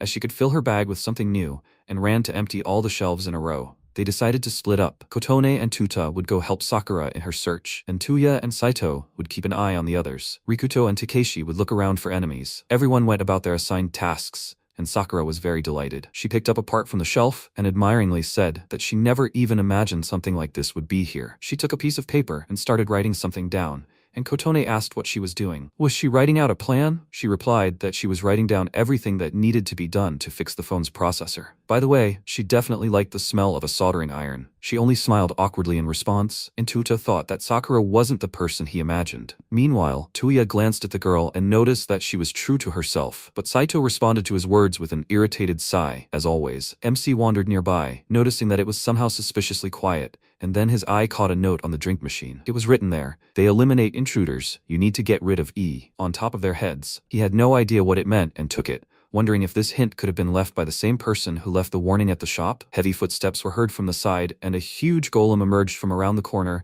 and announced that 2 heat sources had been detected. Rikuto stood in front of it and wondered if it was a talking earthen doll. "I think they're called golems." The monster mistook them for intruders and decided to destroy them, then pounced on Rikuto. He reacted in time and jumped aside, and the drink machine was damaged instead. He noticed that this monster was fast and also strong, and rushed into battle, hitting it on the head, but nothing worked. Since it was too strong, he couldn't handle it with a simple pipe. He dodged the blow, and when he saw that his fist was approaching him, he fearfully thought that if he hit it, all his bones would break. Takeshi arrived in time to help him. He hit the golem's core with all his might, splitting it, and the monster fell. MC was very happy about his arrival, but this was not enough to finally kill it. The golem rose to its feet, and Takeshi noticed that he had broken its core, but he didn't care. Rikuto prepared for battle and said that no opponent is omnipotent. He must have weaknesses too. They just need to find them. The guy agreed with him and, flexing his fists, said that the numbers were already in their favor. He was counting on him. After that, the golem furiously attacked him, but he was so agile that he was able to quickly dodge and even strike back. The monster staggered from the punches, and Rikuto mentally noted that he was strong. Could he really be a boxer? Maybe he was not a professional, but he had rarely met such strong people. but they were literally fighting against stone, so all his attacks were useless now. At that moment, Takeshi struck again, but at the last moment noticed that the golem was actually not idle either. He managed to dodge the main blow, but his cheek was wounded. After that, he jumped to the side, and MC thought that if this continued, they would definitely not be able to defeat him. What should they do? He remembered the note on the drink machine. You need to get rid of E on top of their heads. He noticed that the golem indeed had the letter E on its head, realizing that it was its weak spot. He asked the guy to step aside, then prepared himself and rushed forward, thinking that he needed to hit it on the head. Seeing the inscription on the monster's head, he hit it with a pipe with all his might and broke off the letter E, causing the monster to immediately fall apart. Takeshi was very surprised. He didn't understand how he did it, and the others immediately came running to the noise to check if everything was okay. Seeing a pile of dirt next to them, Tuya was surprised, and Rikuto told him that they were attacked by a golem. His friend asked in surprise, so did that mean they just defeated it? He confirmed it, and said that he remembered a story about a golem. The golem moves only thanks to the word on its head, emeth, truth. But if you remove the first letter, you get meth, death. Thus, the word takes on a completely different meaning. Tuya scratched his head in confusion and said that he had a feeling that their world was becoming more and more like a fantasy. Tuta didn't understand anything, but still let out an admiring sigh,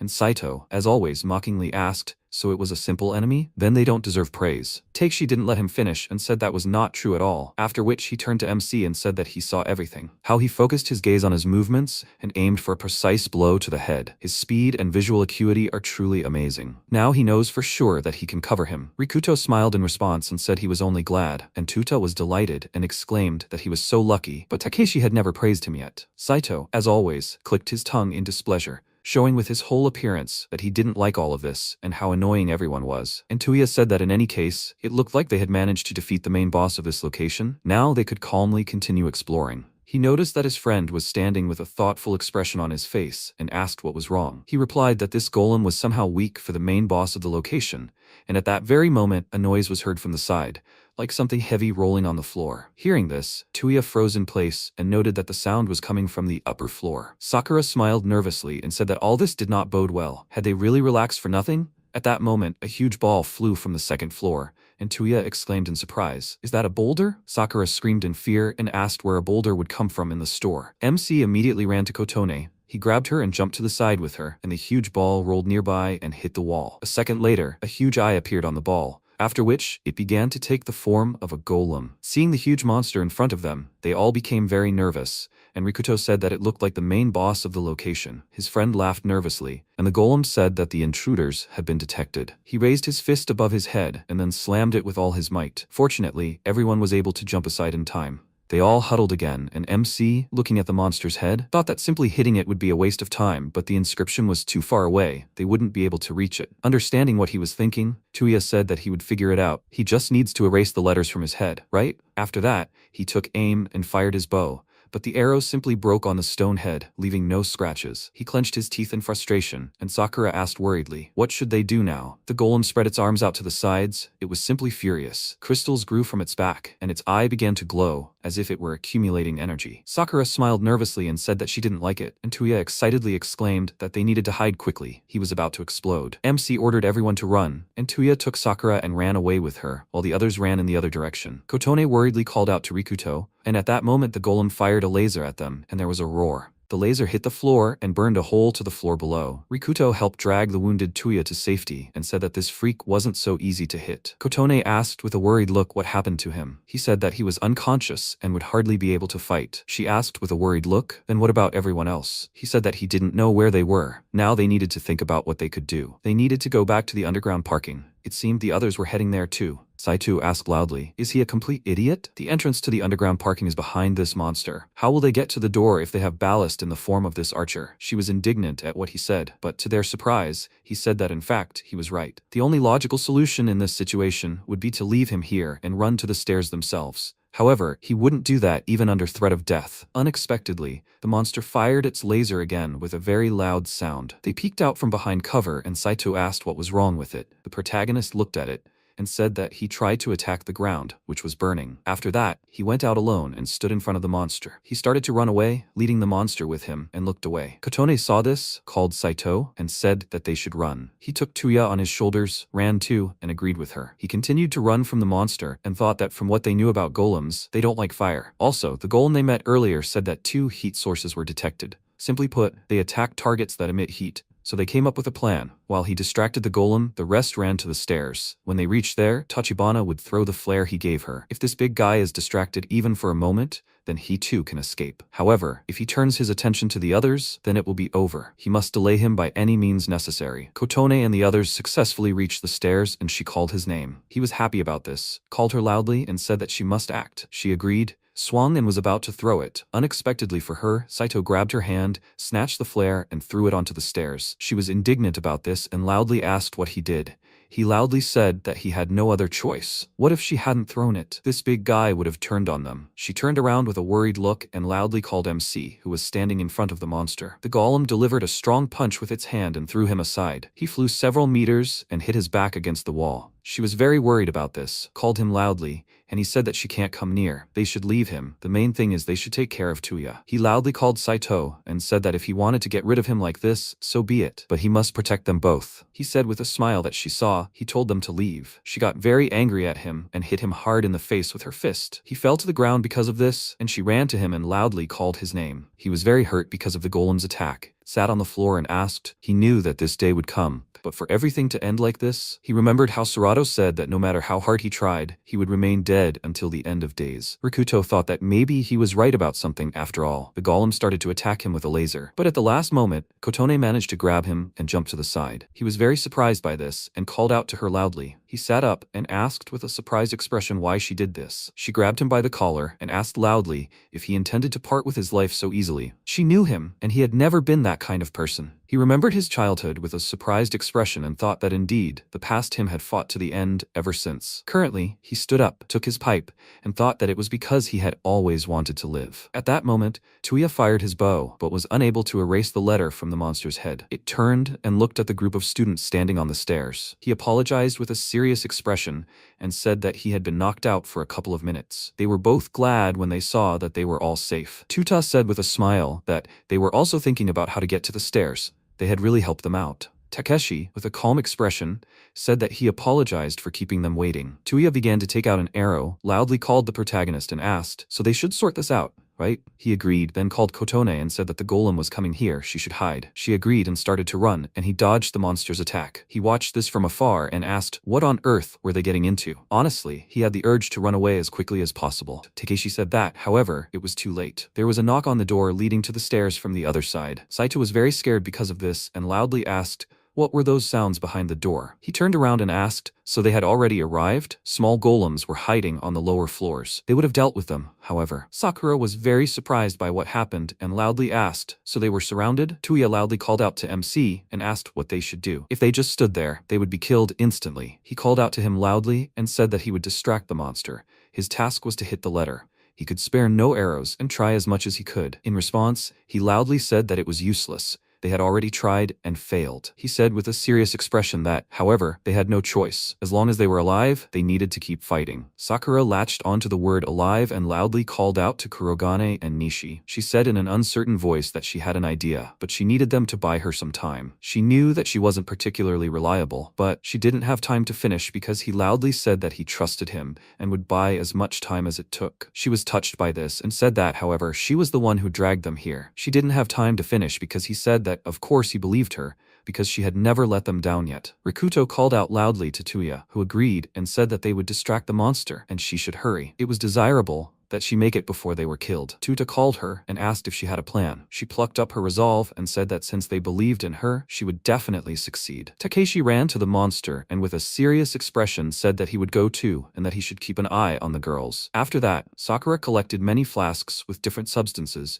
and laid them out on the floor. Kotone noticed that she was trembling from worry and asked if she was okay. She agreed in a frightened voice and asked if she could please not get in her way. The golem struck with his hand and the protagonist managed to jump back. Tuta turned around with a worried look, called her, and said that he was asking her to hurry. She was very worried about what was happening, and said loudly that she knew it herself. It would be better for them to remain silent. This experiment should be done in the lab, and not shake the reagents. By doing it here, she was condemning herself to death. She remembered that he believed in her, laughed nervously, and said that only a drop remained to be added, and everything was ready. She was glad about this, and said that this flask cannot be shaken, otherwise they will all blow up. Now they need to send this flask directly to the head of this monster. Kotone asked with a puzzled look, however, how they were going to do this. Sakura was very confused by this and loudly said how stupid she was. She began to prepare the reagents, but did not think at all about how to hit him. Suddenly, Tuta snatched the flask from her and asked, "You need to hit the head, right? He can handle this." It wasn't for nothing that he went to the baseball club. She, looking very frightened, loudly called him an idiot and said that he can't shake it. The others were already quite tired while they were holding back this huge monster. Tuya, looking very tired, looked at this golem and called it a freak. It raised its head and began to concentrate a powerful beam in its core, which immediately attracted their attention. He ran to them, loudly called them, and said that he apologized for taking so long. He swung to throw the flask and loudly said that Senpai had prepared this solution and it should help them. The monster stopped its laser attack because it noticed the flask flying at it. Kotone, looking confused, called her and asked what she had prepared. Sakura, looking confused, said that she had conducted a very simple scientific experiment. She mixed glycerin with nitric and sulfuric acids and ended up with nitroglycerin. She was about to say something else, but at that very moment, there was a powerful explosion that destroyed the monster's head. Everyone was incredibly shocked by what happened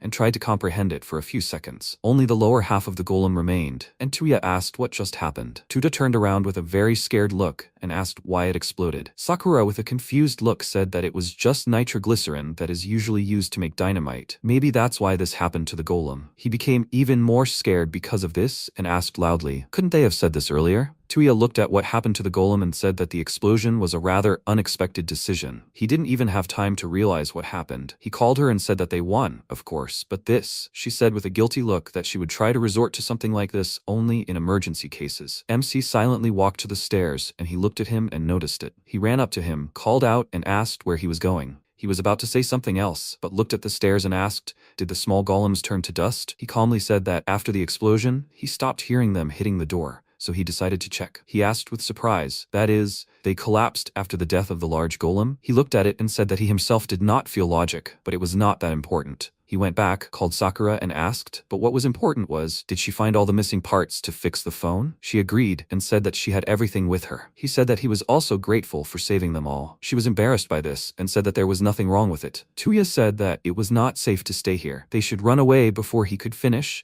because Kotone hit Saito in the face and said that he was just a terrible person. He asked loudly with a confused look, how could she say such a thing? He did everything to protect her. She turned away from him and said that she didn't even want to know him anymore, and he wasn't allowed to come near her anymore. Tuya looked at this with a puzzled expression and asked what had happened between them. Suddenly, he ran past and shouted loudly with a confused look. He became worried about this, called out to him loudly and asked where he was running. There could still be monsters left in the building. Could he even hear him? Saito didn't answer this, locked himself in a dark room and asked why this was happening to him. She had always belonged only to him. He remembered Rikuto and said that it was all because of him. That freak had to die. He kicked the boxes and asked loudly why he didn't just die. His attention was drawn to a coffin, into the lid of which a knife with a note was stuck, and he asked, "What the hell is that? What is a coffin doing here?" He pulled out the knife, took the launcher, on which it was written that it was sealed, "Do not touch." Because of this, the coffin lid began to open, and he asked, "What does this all mean?" He was very scared when he saw a skeleton that looked at him. Tuya was walking down the corridor,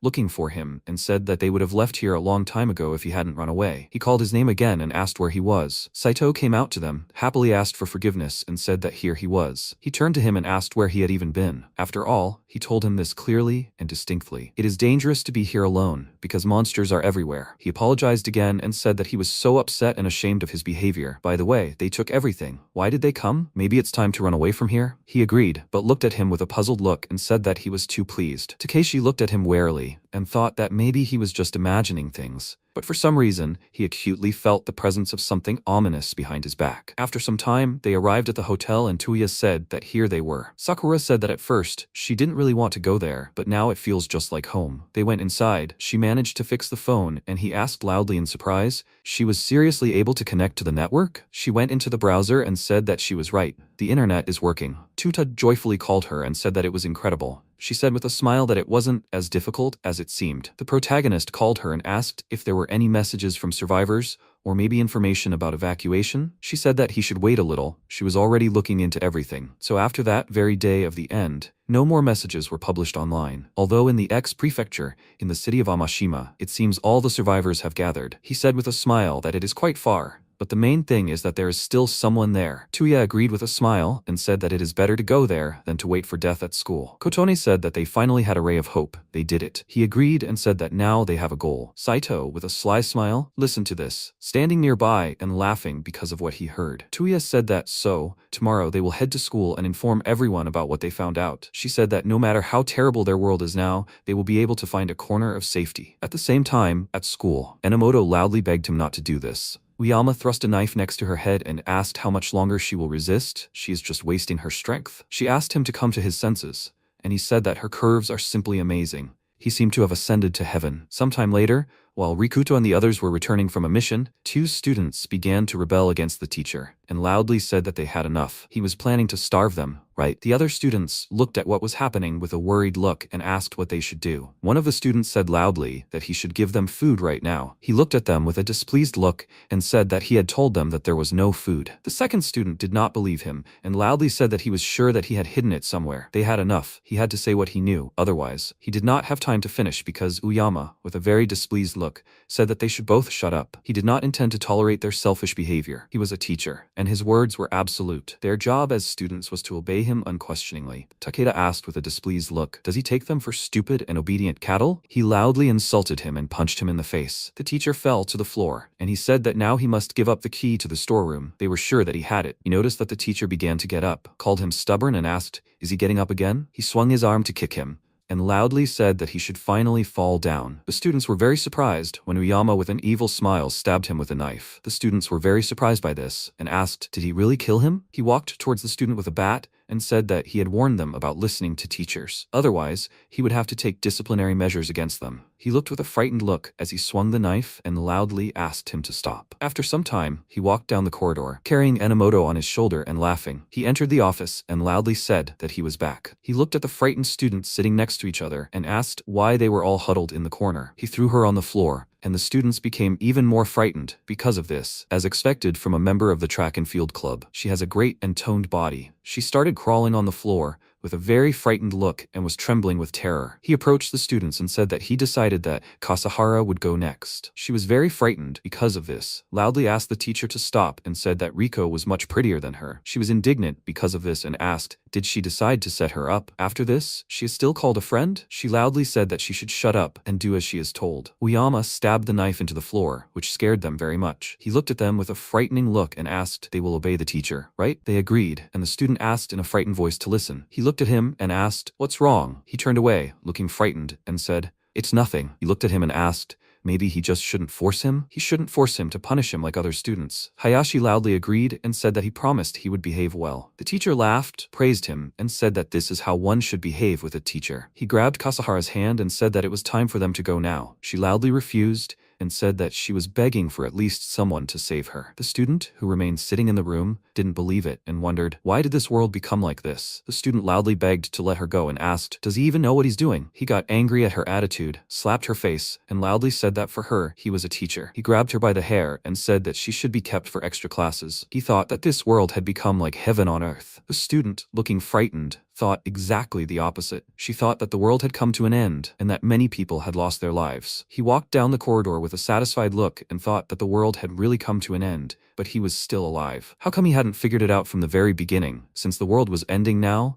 he could become the king of a new world. At that very moment, the protagonist arrived at the school. Uyama noticed this through the window and asked if this was his car. He became very wary because of this and asked if they had really returned. He got out of the car and said that they had finally returned. Tuya agreed and said that it had been so long since they had been here. He was sure that their news would make everyone happy. The student was happy when she saw them and said that she was very glad that they were alive. The teacher asked with a displeased look, were they seriously able to survive? What should he do? He thought with a very worried look that he was not going to give up this paradise. There was no place for them in his kingdom. Tuya stood in front of the school entrance and loudly announced that they were back and should open the door. He was alarmed by the fact that no one answered, which raised several questions. Uyama returned to the office, looked out the window with a worried look, and thought that everything was very bad. He asked how they managed to survive at all. They could destroy his kingdom, after all. He turned to the students and thought that if they found out that he punished a couple of students, he would not survive, although he didn't even know what condition they arrived in. Besides, the most problematic of them were Nishi and Kurogane. Besides, they didn't know anything yet and didn't see him as an enemy. In other words, he would get rid of the two of them. Then Kujo and Tachibana would become his slaves. He walked up to him with a confident look and said that they should all listen to him. He took the rope with a frightening smile and asked they will sit quietly if they value their lives, right? At the same time, Tuya was looking at the school building and asked if something had happened. He turned around and asked what they should do. MC, with a serious expression, said that they should go inside. He suggested ramming the entrance. Kotone should take the wheel. She was very surprised by this and asked if he was absolutely sure. He looked at him with a confused look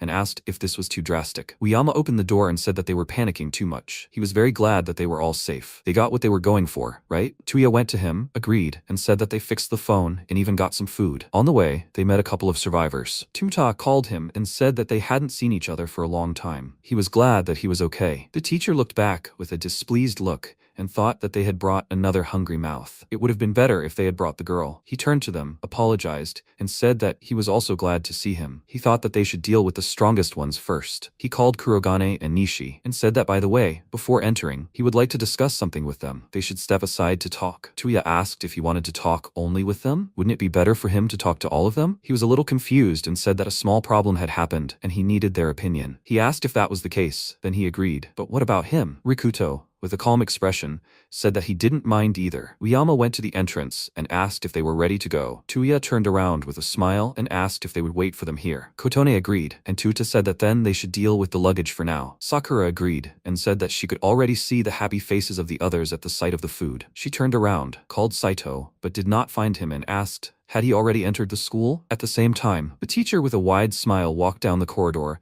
and thought that he did it. Now they were finished. Tuya called him and asked where they were going. He looked at them with a frightening smile, apologized, and said that there was still a little left. He thought that in a closed space he wouldn't be able to do anything with his bow. He would not allow these idiots to destroy his kingdom. He went into the office and said that they should come here. He looked inside and asked, isn't this a very ordinary office? So what did he want to talk about? Uyama approached the fire extinguisher and started saying something, distracting their attention. He pulled out a ring and began to spray the fire extinguisher in their direction. They were confused because of this, and he began to laugh loudly. He ran towards them with a knife in his hand and loudly wished them death. Unexpectedly for him, the protagonist ran up and hit him with a pipe, knocking the knife out of his hand. The teacher was shocked by what happened, and he said with a serious expression that apparently his bad feeling was right. He thought that this could happen, but he didn't expect that they would still decide. He loudly asked how he knew that he intended to attack them. He calmly said that there was a bloody trace on his left sleeve. It's human blood, right? Before they left, there were no traces on his clothes. While they were gone, they wondered how they were doing. However, now everything is obvious. He killed the student. He remembered how it all happened and became very angry about it. Uyama began to tremble with anger, swung his fist, and loudly said that they were just an ordinary problem for him. He didn't have time to do anything because MC struck him very hard with a pipe and threw him aside. At the same time, Saito went out onto the roof where the harpies were eating the bodies of the dead students. He asked why they were grinning at him. He had come to negotiate with them. They were hungry, right? He looked at them with a wide smile and laughed evilly. At the same time, Tuta untied a student and said that she should be patient a little longer. He called Kotone and said that he had freed everyone. She also untied the students and asked, however, why all this happened. Sakura, with a very sad look, handed her jacket to Enomoto and asked what that freak did to her. Hayashi, with a shocked expression on his face, grabbed his knees and said that it was just a dream, a nightmare that would soon end. Kotone began to cry because of what happened and asked, they finally saw a glimmer of hope, but why did this happen? At the same time, Tuya hit the tied-up Uyama hard and loudly asked, does he even understand what he did? He grabbed him by the collar, pulled him towards him and asked loudly, isn't he a teacher? Didn't he say that it is his duty to take care of and protect the students? If so, then why did he stoop to such a level? He started laughing loudly and asked those stupid kids, are they still dreaming of some kind of salvation? They don't even have an idea what it is. They should at least look around themselves. The world has truly come to an end. What kind of salvation are we talking about here? They're going to die sooner or later anyway, and will eventually become food for these monsters. If he is going to die anyway, then why should he hold back because of that? Why can't he have some fun with the beautiful girls one last time? They should understand him, right? He also had an idea. Why don't they have fun together? Tuya swung his fist and loudly told that freak that he should shut his filthy mouth. However, at the last moment, Rikudo stopped him and said that it wasn't worth it. He said with a serious expression that it was a waste of time and effort. Knowing the whole truth about him,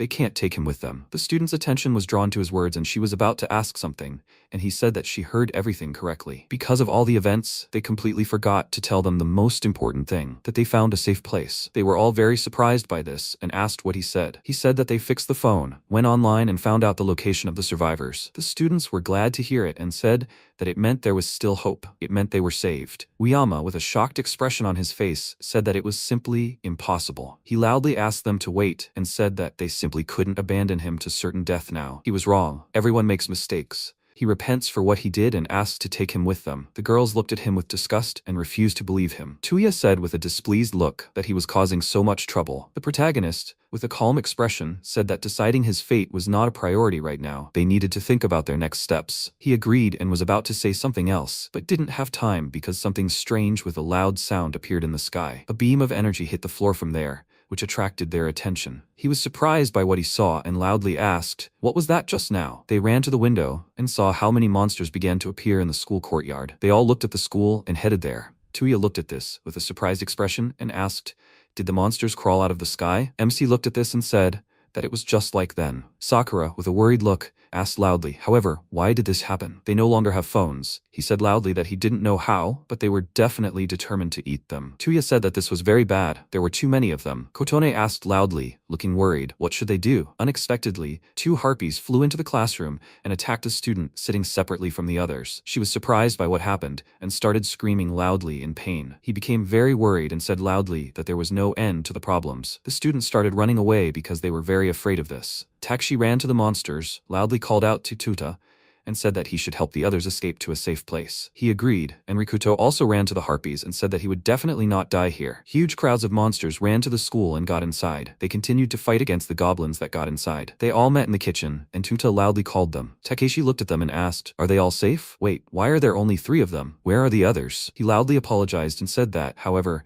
they all ran away in different directions. They asked to take everyone to a safe place, but at that very moment, a goblin started climbing through the window behind him, but Tuya shot at the monster and loudly said that he would only be upset later. The main thing now is to save ourselves. Does he understand that? He agreed, but at that very moment, a harpy flew up to them from the top floor and screamed loudly. The monster flew past Kotone and was flying purposefully towards Sakura. She was very worried about this and was about to ask something loudly about it. The protagonist quickly stood between them and dealt a very strong blow to the monster's head. He turned around and asked if she was okay. She agreed with an embarrassed expression. Kotone looked at the killed monster and wondered if it had just flown past her. Tuya called out to him loudly and asked what they would do. There were a lot of these monsters below. They definitely couldn't handle them all. He looked at them and said that if they didn't go down, then there was only one option left. MC said that they were all going to the roof. This decision surprised them, and he said loudly that they should keep up with each other. They must get to the roof together. Do they all understand? At the same time, Hayashi was running away from a huge spider along the corridor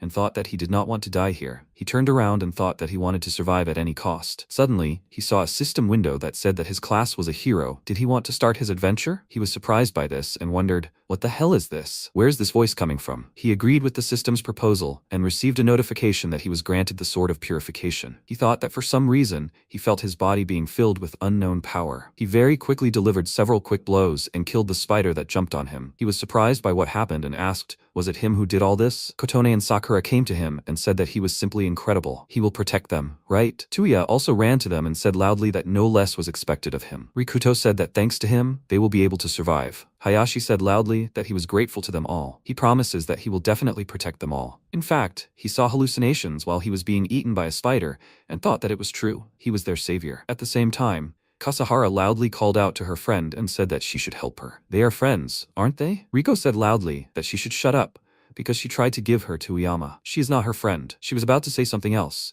but at that moment a monster came up to her from behind and killed her with one blow of an axe. She looked at it with a very frightened look, laughed nervously and said that this world was just a garbage dump. At the same time, Uyama hid in the toilet and said loudly that he did not want to die. He has to survive. He needs to build his own kingdom. He was about to say something else, but at that moment, Enomoto opened the toilet door. She said with a smile that she had finally found him. He was very surprised by this and asked loudly what she was doing here. She said with a smile that even though he was tied hand and foot, he was still able to escape from the monsters. They say that cockroaches can survive anywhere, right? By the way, what is his dream? He asked with a confused look. Why was she asking about this? She said that she had one such dream. She dreamed of meeting the person she loved, building a family with him, living in joy and harmony. Such a very ordinary dream. She took out a knife and said that now, however, she would not be able to make this come true, because of him, she was completely and utterly dirty. He loudly asked her not to do this and said that he would definitely take responsibility. He didn't have time to finish because she plunged the knife into his body. Uyama fell to the ground and began to scream loudly in pain, and she said with a smile that of course he would take responsibility. How could it be otherwise? And not only for her, but for their entire class, he was responsible as a teacher. He begged her not to do it, and she killed him, laughed and said that she hoped that now they could all rest in peace. A monster ran up to her swinging his weapon, and she asked, although, what difference does it make? At the same time, the protagonist saw a door leading to the roof and loudly warned the others about it. Tuya loudly called him and asked when they reached the top, what will they do then? He turned around and loudly said that first, they need to get there, and they will think about it later. They entered the door where Saito was standing and said that he was already waiting for them. He was happy when he saw this and asked, so, he survived? He looked at them with a smile and said that all the actors had arrived on stage. He called Kurogane and said that however, he was especially waiting for him. They still came to the roof. He is grateful that they accompanied him. Tuya, with a puzzled look, asked what was wrong with him. He was about to say, but MC put his hand in front of him and said that something was wrong with him. Dark energy began to emanate from him, and he said that it was very rude. A skeleton appeared behind him, and he said that he was their dear friend. Sakura was very surprised by what she heard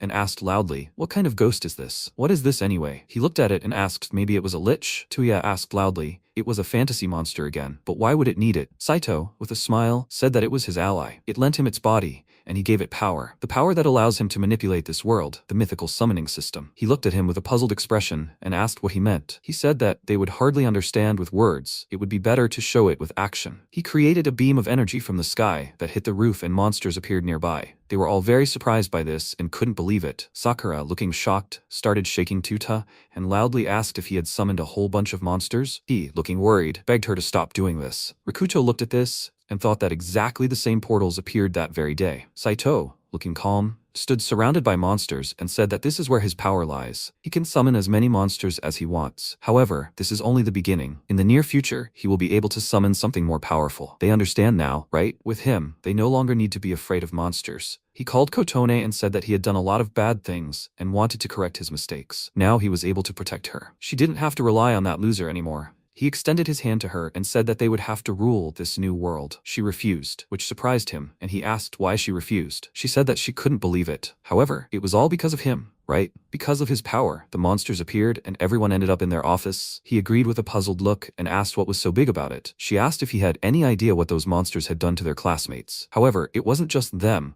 Those same monsters had killed a lot of people. He looked at her with a puzzled look and asked what was so big about it. He didn't care about anyone but her. She said with a dissatisfied look that she really didn't want to admit it, but he was no longer human. Goblins, slimes, orcs, she had met a lot of monsters along the way. She can confidently say that he has become like them. Her friends saw her crying, called her, and began to calm her down. Saito also began to cry and said that he was not like that. He was not a monster. He began to loudly refuse to believe it and release a large amount of energy. And Tuya became worried and asked what was happening to him. A large amount of dark energy engulfed his body and released powerful streams of wind. Everyone looked at what was happening with a worried look, and Takeshi asked what this overwhelming force was. Saito transformed.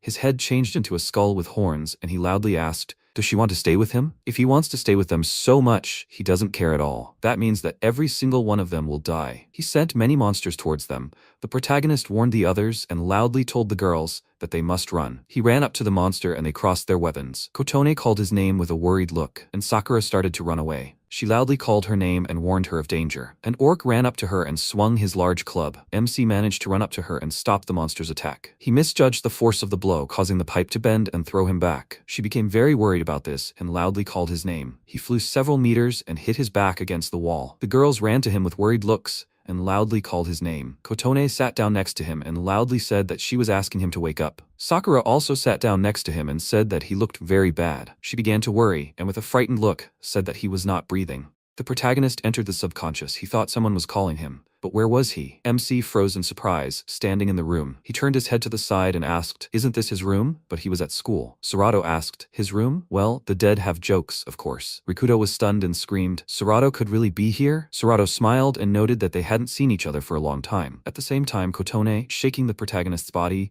asked him to open his eyes. She pressed herself against him with great concern and screamed. The students, with tears in their eyes, said that this couldn't be. Tuya screamed and shot at the monster with his bow. He turned his head to the side in fear and wondered, is MC really dead? Without him, they are all dead. The monster quickly jumped towards him. Takeshi instantly struck the monster with his fist. Tuya looked at his comrade in great surprise. Takeshi sternly noted that the leader was finishing early. No matter what happened, they had to get out of here alive. He was sure Rikuto would have said the same thing. Tuya looked at his comrade with admiration. The comrades called out to Takeshi hopefully. Tuya looked at the monster and said that Takeshi was right. He thought that the protagonist had always been like this. No matter how bad the situation, he was always driven by the desire to live another day. Tuya fired at the enemy and yelled, "How will he look the MC in the eye if he gives up now?" Tuta confidently swung his weapon at the monster and exclaimed that he didn't intend to stand by either. Saito laughed and shouted that it was useless, because the protagonist was already dead and the students couldn't save him. Kotone understood this better than any of them. After all, she always dreamed of becoming a doctor. Kotone tensed up and pressed her fist to her chest. She quickly pressed her lips to the protagonist's. Sakura was embarrassed and thought, "Is this artificial respiration?" Kotone thought that she, too, had no intention of giving up. If the cardiac arrest was caused by the blow to the chest,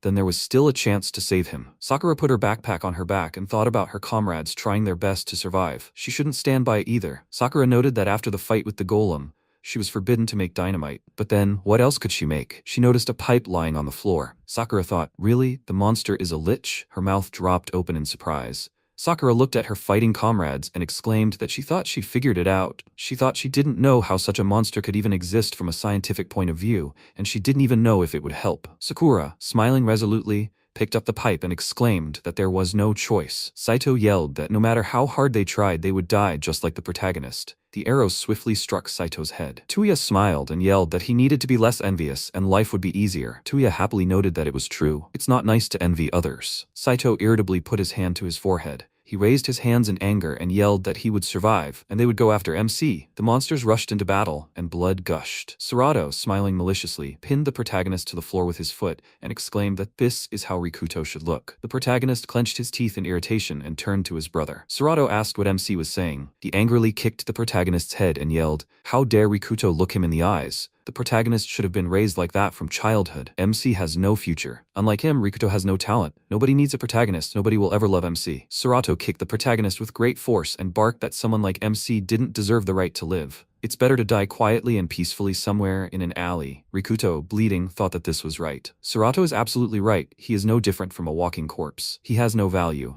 The protagonist is of no use. He just exists in this world. MC tried to live with all his might, but in the end, he achieved nothing. Maybe enough already? The protagonist is very tired. He just wants to get this over with as soon as possible. He has no thoughts or feelings left. MC just needs to close his eyes. Suddenly, the screams of his comrades tore Rikuto out of his thoughts. Kotone took his hand and asked him not to say such a thing. After all, they are all waiting for his return. Kotone, smiling, asked to come with her. The protagonist immediately burst into tears. Serato was very surprised when he looked at MC. Rikuto noted that before he thought it would be better to just die, but now he had those who were waiting for his return. The protagonist quickly grabbed Serato by the leg. Serato raised his fist in rage and screamed, "When will MC calm down?" Rikuto apologized and said that no matter what Serato said, he would definitely survive. The protagonist delivered a powerful attack to Serato's face. His brother gritted his teeth in fear and said that this couldn't be happening. MC, disintegrating into pieces, exclaimed that his past life was over. Rikuto thought that this nightmare would no longer torment him. Now he could return to those who were waiting for him. Kotone was very surprised when she looked at the protagonist, who opened his eyes. MC quickly sat up and coughed. He was surprised to see his friend. Kotone clarified that she had already thought that her efforts were in vain. Rikuto smiled and said that thanks to Kotone, he was able to find the way to her. Wandering in the darkness, all alone, he heard her voice, which was able to motivate him to move forward. The protagonist happily thanked her. Kotone shyly raised her fists and exclaimed that "You are welcome." She thought she didn't understand what he was talking about, but for the first time in a long time, the MC smiled. Sakura jumped with happiness and exclaimed that Rikuto had finally woken up, but tearful greetings for later. Sakura handed him a pipe and asked him to take it. Rikuto looked at the pipe in surprise. Sakura confidently clarified that she had improved his favorite pipe using the reaction of a silver mirror. These monsters are like something out of a book, aren't they? A long time ago, she played a game like that, and there was a skeleton boss. It couldn't be killed with a regular weapon, only with silver. But to be honest, that's how it was in the game. Whether it would work on him, she doesn't know. The protagonist disagreed and said it would work. MC thanked her and exclaimed that Sakura was, as always, reliable. He ran headlong into battle. Kotone smiled and wished him luck, asking him to be careful. His comrades looked at Rikuto running in surprise. Tuya joyfully exclaimed that he had thought the protagonist had died, That made MC worry. Saito angrily called out to the protagonist. MC quickly ran toward the enemy and shouted that they would talk after the battle. They now had a chance to defeat him, but to do that, they had to cover him. Tuya looked in amazement at the weapon in MC's hand. He confidently raised his bow and noticed that that was it. He shot the monster in the head and yelled that it would be done. The protagonist looked in fear at the monster that leaped toward him. Numerous rocks hit the monster and it screamed. Tuta picked up a stone and said that he wouldn't let them lay a finger on Rikuto. The protagonist smiled and thanked them. Saito turned to the MC with fury, pointing his long tail towards the protagonist. Rikuto instantly jumped up, raising his weapon. He asked Saito for forgiveness and pierced his chest with a pipe. Saito screamed in pain and blood gushed from the wound. He yelled that he didn't want to die. Kotone looked at him with great fear. Saito's body began to dissolve. Kotone instantly burst into tears and pressed her fist to her chest. She said she was very sorry. Tuya quickly looked around and yelled. Right after Saito was defeated, did all the monsters disappear? They literally vanished into thin air. But how is that possible? Takeshi sternly replied that he thought it was the same situation as with the giant golems. If the boss is dead, then the others are dead too. Tuta looked at his comrade in surprise and exclaimed, "So, that's it." The protagonist let out a tired sigh as he lay on the ground. He exclaimed that fighting desperately for life made him feel especially good about being alive. The friends jumped joyfully after defeating their opponents, and so the day of departure arrived. Tuya noticed that the water and food were all in place. They could finally leave the school grounds. He looked up and noted that he felt strange. The protagonist replied that it wasn't surprising. They had a lot in common with this place. Perhaps they hadn't done enough. Maybe they had another path that could have saved them all. But there's no point in dwelling on that. They need to take care of those who are still alive. Tuya smiled joyfully and said that his comrade was right. Sakura looked at Takeshi with a loving gaze. Tuta confidently exclaimed that they had no choice but to move forward. The MC raised his hand and announced that the next stop was Amashima City. Rikudo and the others set off for the survivors' stronghold,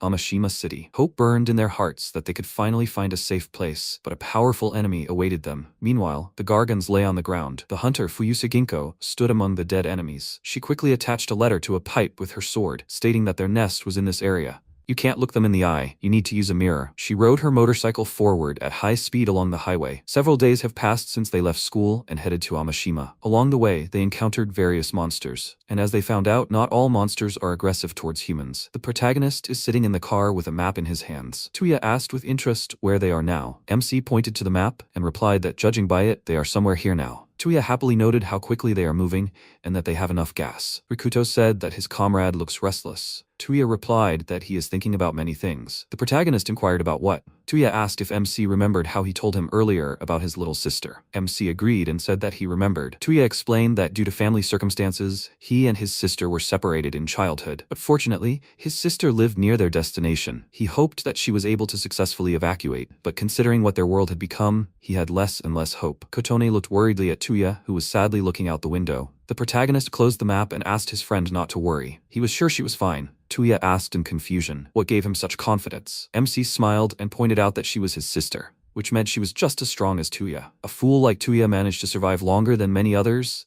which meant there was no point in worrying about it right now. Tuya added irritably that he was hearing this from a fool, but his friend was right. There was no point in thinking about it now. Tuya smiled confidently and, leaning his hands on the seats, said that they should first get to Amashima. Isn't he right? His comrades laughed and agreed with him. Takeshi looked out the rear window of the car. He yelled tensely that his comrades would talk later. The enemy is coming for them. His comrades screamed in fear. What does this mean? Tuya stuck his head out the window and looked at the enormous wyvern flying across the sky. The wyvern roared with fury and his comrades screamed in fear. Tuya asked in fear, "What kind of flying lizard is that?" Sakura exclaimed with great fear that it was a huge wyvern flying straight at them. Tuya turned his head to the side and asked Kotone to go faster. She agreed and instantly pressed the gas pedal. Kotone quickly turned the steering wheel and asked her comrades to hold on tight. The car spun to the side at great speed. The wyvern turned in the air and headed after the car. It raised its wings and flew faster. Tuya pulled his head out of the car and shouted that the wyvern had also accelerated. Sakura, grimacing from the powerful airflow, screamed that the wyvern was getting closer. The wyvern hovered over the car and roared. The car shook and the comrades grabbed their heads in fear and screamed. Tuya pointed at something and asked Kotone to look at it. He screamed that there was an interchange ahead and ordered Kotone to get off the highway right now. Kotone calmly turned the steering wheel and replied that she understood everything. The car went down at high speed. The wyvern stopped in the air and roared. The comrades joyfully screamed that they had broken away. The wyvern opened its mouth and flew after the car. The comrades noticed that it did not intend to let them go. Tuya exclaimed irritably that the wyvern was so persistent,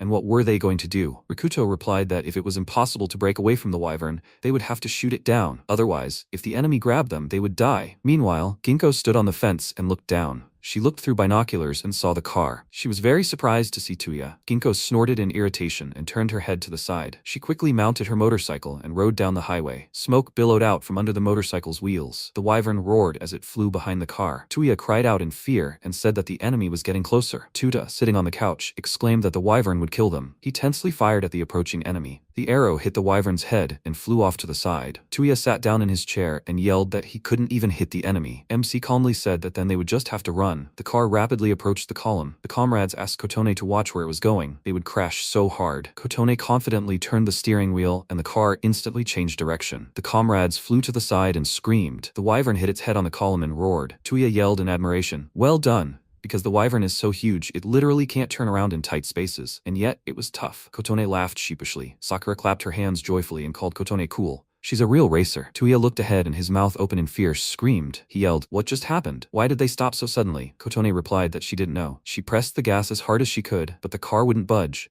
Rikuto was stunned and clarified. Is that really true after everything they've been through? He wondered if their engine had broken down. The wyvern roared, shaking. It flew quickly toward the car. The protagonist turned his head to the side and ordered everyone to run out of the car. The comrades instantly ran out of the car and scattered. A wyvern flew over Sakura, and she screamed in terror. Sakura fell to the ground and looked at her opponent. She raised her hand in intense fear and exclaimed, "No way!" The protagonist quickly picked her up and ran away. Sakura looked at him, confused. The wyvern opened its mouth and ran after its comrades. Takeshi instantly shoved a stone into the enemy's mouth. MC turned and called out to his comrade. Tuya fired his bow and exclaimed that they needed to act now. He thought it would be accurate at this distance. Tuya interrupted his thoughts, and the arrow pierced the wyvern's eye. The enemy raised its head and roared in pain. The comrades ran to the sides at great speed. Tuya asked, what should they do now? MC replied that he didn't know. First, they needed to find a safe place, and then, he fell silent, stopped, and looked up. Tuya worriedly asked, what happened? The comrades instantly stopped and looked up. Sakura, filled with great fear, said that this couldn't be happening. Several wyverns flew across the sky. The comrades screamed, there was more than one wyvern here? The protagonist clarified, have they entered their territory? Tuya turned his head to the side and warned that it was behind them. They looked at the huge wyvern standing nearby. Tuya screamed that the enemy had caught up with them. MC added that they were surrounded. The wyverns surrounded the comrades. Rikuto covered Kotone and ordered her to run. A bullet flew into the sky, leaving smoke behind. The wyverns looked up in surprise. A powerful explosion thundered over the heads of the comrades, and they covered their faces with their hands from the bright light. The wyverns quickly flew upward and roared. The protagonist asked in surprise, did they really retreat? Tuya screamed. What was that flash just now? Ginkgo stopped the motorcycle and noted that she barely made it in time. She calmly leaned against the vehicle. The comrades joyfully exclaimed that she was human. Finally, at least one survivor. Ginkgo raised her weapon and said that they were wyverns. They love everything shiny and, like birds, collect everything that's lying around. But this flare gun won't distract them for long. They'll be back here very soon, which means it's time to leave. Kotone looked at her with admiration. Ginkgo turned her head to the side and ordered them to go faster. Or do they want to become monster food? Tuya asked.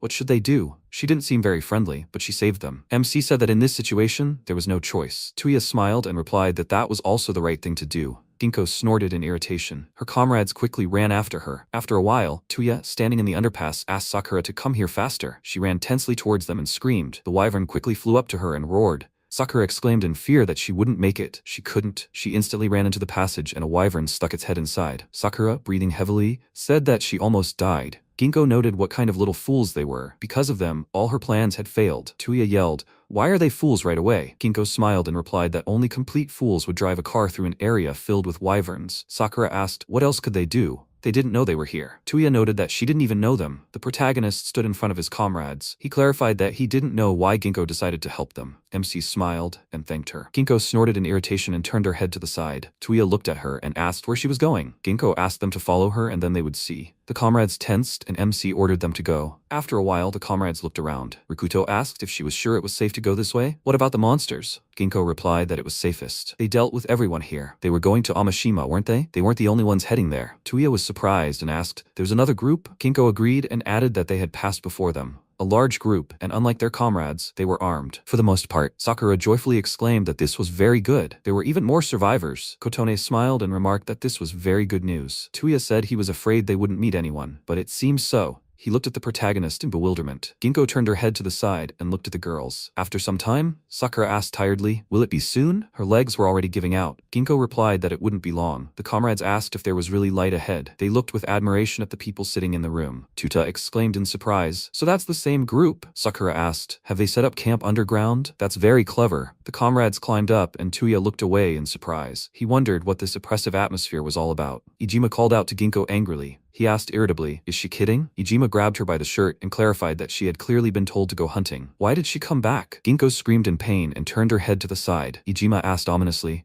"Has she completely forgotten what happens for not following the rules? Or maybe she'll be dragged straight to bed instead of hunting?" He raised his fist and yelled, "Why don't you shut up? Did you bite your tongue?" The pipe came closer to his face. The protagonist confidently ordered him to let her go. Ijima turned his head to the side and asked, "Who is this?" A hand grabbed his shoulder and Ijima gritted his teeth in pain. He turned his head to the side and looked at Takeshi. Ijima yelled, "Who are they? What kind of rebellious look is that?" He smiled and clarified, "Are there animals in their ranks who don't respect the rules? They're gonna get it for this." The bandits raised their weapons and ran toward their comrades. Hizaki ordered them to stop immediately. Ijima looked at him in fear. Hizaki asked, "Is this how they make people obey the rules?" Ijima yelled in irritation, "Those freaks!" Hizaki smiled terrifyingly, and Ijima, interrupting himself, exclaimed, "Nothing." He apologized to his comrades. Hizaki asked them to forgive Ijima for his behavior. Apparently, the comrade was so upset that they returned from the hunt with nothing. "And who will they be?" Tuya tensely scratched the back of his head. Hizaki raised his hand to his chin and asked if they were also heading to Amashima. His comrades confirmed this. Hizaki smiled and exclaimed that if that's the case, then they can help each other. So what do they say? Would they like to join their group? And with their combined efforts, they can reach Amashima. The protagonist exchanged glances with Tuya. Sometime later, in the station office, Hizaki said he was glad to lead them to the monastery. He was the leader of this group and was glad to meet them. Tuya asked, would the leader explain what was going on here? Hizaki replied that he understood they had many questions. He suggested taking everything in order. They would start with the day of the disaster. Most of the people in this country died that very day. And this is not surprising. Monsters began crawling out of every phone. They quickly swarmed the entire country. The defense forces were not prepared for something like this. This incident could not have been predicted. Modern society collapsed in one day, and judging by the rumors, military facilities are now occupied by giant dragons, just like from some fairy tale. Most likely, the entire army was destroyed. Kotone, frightened, said that this could not be. She kept thinking that the army would return for the living. Sakura screamed, saying that they were left in complete horror. The protagonist scratched his chin and thought that this was somehow strange. Why was a nest of such powerful monsters located on military bases? It was as if someone deliberately chose this particular place to live. If you remember, they personally encountered a force capable of summoning monsters into their world. Mythical summoning system. He thinks that's what it's called. What they do know is that most of the monsters came out of phones, which is what caused the disaster. But is that true? What if there's someone behind all of this? But who would want to plunge the world into chaos? Hizaki said he would continue. Humanity is gradually dying out. There are of course survivors, but not as many as they could notice. They managed to re-establish communication and get online. That's how they learned about Amashima and the survivors, as they also managed to find out not all cities were affected by the disaster. There are also those who weren't affected, and Amashima was one of them. This city is their last hope. Tuta shouted, hopefully that if they got there, they would be safe. Sakura agreed and said that at least they could breathe easy there. MC confidently noted that it was impossible to get into Amashima from the outside. Is that right? Hizaki replied that the protagonist was absolutely right. They must have encountered winged monsters, wyverns, along the way. Rikuto agreed and clarified that the silver-haired girl had saved them. Hizaki explained that there was a wyvern nest right above them. To get to Amashima, they had to travel along the road they guarded. No matter how hard they tried to get past them, the moment the wyverns saw a person, they immediately attacked. But on the ground, even using the train tracks, they couldn't reach Amashima. Tuya asked in surprise, why? The leader replied that monsters also lived underground. For example, a giant worm. A couple had already fallen victim to it. The protagonist clarified that even here it wasn't safe. Hizaki explained that they'd discovered that the worms were afraid of too much light, so they'd set up camp here. It was much better than up there. Sakura put her hands to her head and exclaimed that it was still like they were trapped. Tuta asked, what should they do then? Hizaki told them not to worry. He confidently raised his fist and exclaimed that they had a plan. Sakura screamed joyfully. Is this really true? The leader said that's why everyone in their group plays their assigned role, for a common goal, so they don't want to cooperate with them. Tuya sternly asked what the MC thought. Rikuto replied that they had little choice in this situation. Tuya agreed and clarified that in this situation, they should unite. He turned his head to the side and asked, comrades don't mind, do they? Hizaki happily thanked them and said that then they would do the work. Ginkgo interrupted him and said, hunters. The leader was surprised, and Ginkgo clarified that they were short-handed, so they would need them. Hizaki noted that it was quite dangerous work, but necessary in their situation. It's decided the boys will be the hunters. Tuta exclaimed in fear, saying he didn't want to do dangerous work. Hizaki added that girls shouldn't be doing something so dangerous. Ginkgo glared at the leader. Hizaki raised a finger and said that they should just go to work. Ginkgo interrupted him and yelled, "Diggers! They already have enough people working in the kitchen." The leader pointed out that diggers were a pretty difficult job. However, they shouldn't be allowed in the kitchen either. Let them work as diggers. Sakura and Kotone were stunned by this. Sakura irritatedly asked, "Do you really mean working in the ground? It would be very easy in the kitchen. Will they be able to handle it?" Ginkgo ordered the boys to follow her. They would immediately go on their first mission. Tuya agreed and asked her name. Ginkgo smiled and told him hers. Tuya asked, "And what is their job?" Ginkgo clarified, "Hunting. What else?" Because of them, she lost her prey. They will all work together to make up for the lost catch. Kotone called out tensely to Rikuto. The protagonist said that they would definitely return alive. Kotone agreed and asked him to take care. Ginkgo calmly asked, "Were they finished talking?" She ordered them to follow her, and the comrades agreed. The comrades resolutely prepared for the hunt. After some time with Minamiyaza, in a city neighboring Amashima, it became a nest of wyverns, and the people were forced to hide underground. But there were problems there too. A man called out to his comrade and asked if they should slow down a little. "They actually have women and children here." The comrade called him a fool and asked, "The man wants the monster to catch up with them? The last thing they need is to run into that freak." The people screamed, and the man asked, "Is that an earthquake?" The worm instantly crashed through the ceiling, and the man screamed in horror. The Minamiyaza Amashima line became home to an underground worm. At the same time, Ijima noted that there was horror underground, and horror above ground too. They had no choice but to barricade themselves in the station. And then Hizaki came up with the idea to revive this place. Tuya clarified, "What do you mean revive?" Ijima grinned ominously. He explained that they could simply kill this worm with a train and go straight to Amashima. Luckily, they managed to find a train at the nearest station. However, it was buried under rocks and definitely needed repairs. But for now, they were trying to dig it out. Tuta tensely imagined the girls and noted that this is what excavators do. "Will everything be okay with them?" Ginkgo looked down thoughtfully. The protagonist turned his head to the side and noticed her. Ijima ominously clarified that while they were trying to dig out the train, they were going hunting. Tuya asked, "So hunters are people who get supplies by going to the surface?" Ijima laughed terrifyingly and replied that it was true. Tuya was a smart guy. He understood everything right away. They were an elite unit. The lives of all the inhabitants depended on their results, so they weren't playing around here. Tuta screamed in great fear. He noted that hunting was very scary. Tuya asked if these words weren't inspiring. Rikuto replied that they weren't particularly so, but they don't have much choice. It's profitable for them to work with them to get into Amashima, so they'll do what they're asked. Tuya clarified that they'll have to, apparently. They're just doing their job. It's not for them, the newbies, to judge them. The protagonist scratched his chin, looked down, and added that it was still somehow strange. Why were they so happy? Tuya asked, but wasn't it obvious? They were returning to the surface. MC noted that that was exactly it. They were heading to the surface, to the wyvern nest. A person could meet death there at any moment, but they seemed indifferent. They were so eager to fight, although it would be more logical to impose this dangerous activity on someone else. Tuya thought for a moment and said that, if you think about it, there were whole arguments in the school about who would go check out the situation on the lower floors. Maybe it's all thanks to Hizaki? He seemed like a charismatic leader. MC turned his head to the side and added that something else was bothering him. The monster that blocked their passage to Amashima was a worm, right? Then why him? Ijima interrupted him and yelled, "What are they talking about? They've already reached the station." Tuya sternly said that it looked like they had no choice. Ijima headed forward and his comrades stayed behind. They climbed the stairs. Ijima turned his head to the side and said that they finally reached the exit. He sternly raised his weapon and ordered everyone to listen here. It's very simple. They use a flare to distract this flying monster, and then they take everything in sight. That's all the hunters do. However, they don't have many flares, they can't waste them. Ijima grinned ominously and asked, "How do they know where these freaks are and how many of them there are?" MC asked what Ijima was hinting at. Ijima announced that they would go on reconnaissance. After all, they were supposedly their allies now, so they had to show their worth. Or would they give up and admit that they were useless pieces of trash? The comrades became very angry. Tuya asked sternly, "What will they do?" Rikuto was right about them after all. They would eventually become food for the wyverns. The protagonist looked down thoughtfully and covered his mouth with his hand. He confidently said that then, first. Ginkgo interrupted him and said that she would go. They wouldn't mind, would they? MC looked at her in surprise. Ijima irritably asked why she was clinging to them. She was too kind to them. Ginkgo replied that it wasn't about kindness. Scouts are a responsible role. If they ruin everything, they will put everyone else at risk. She doesn't want to die because of the newcomers. Rikuto confidently said that he would go too then. Ginkgo calmly asked,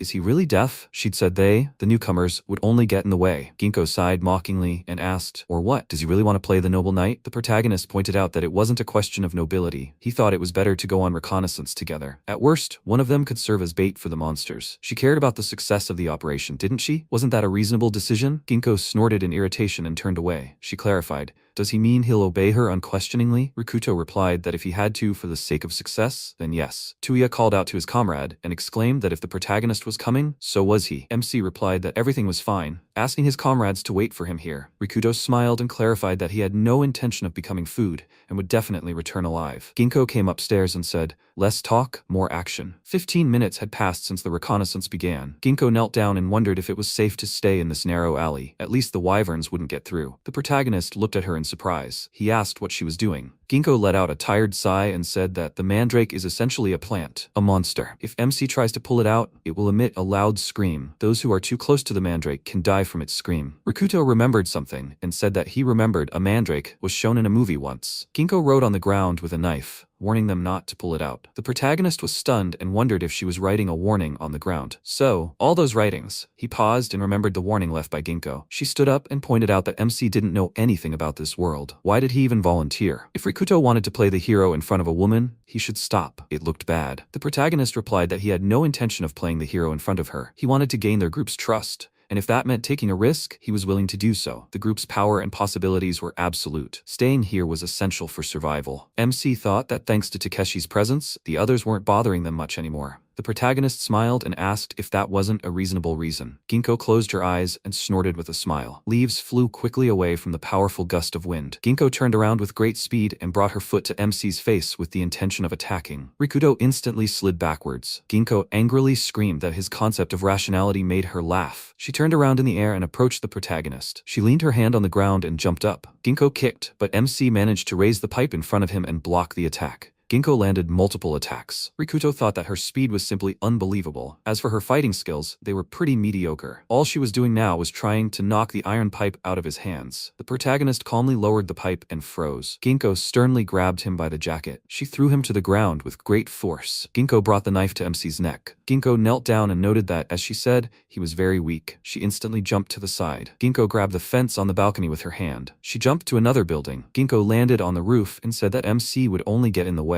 She ordered him to return to the others before the wyverns noticed him. Rikuto asked her to stop and exclaimed that, no matter how strong she was, it was reckless to go alone. Ginkgo deals with monsters and these are too dangerous. He doesn't know where she's been or what she's seen, but her arrogant attitude could cost her her life. Ginkgo smiled and clarified, has he already forgotten who defeated him a second ago? She doesn't intend to listen to the advice of the weak. Ginkgo ordered him to return to the others, and she will go. She quickly jumped to the side. The protagonist calmly looked up, clenching his hand into a fist. After a while, Ginkgo looked through the binoculars. She noticed that there were only 3 wyverns. There weren't that many of them. It seemed this part of the area was still safer than others. Ginkgo calmly exhaled, lowering the binoculars. She looked at the map and said that they were lucky this time. There weren't very many of them, so if they moved quietly and out of their line of sight, they could safely pass and get the supplies. Ginkgo jumped down and announced that reconnaissance was complete and it was time to return. She hoped the fool had made it here on his own, although, given his strength, maybe she shouldn't have let him go alone. Ginkgo bounced off the balconies and landed on the ground. Looking at the map, she thought that this path seemed to lead to the station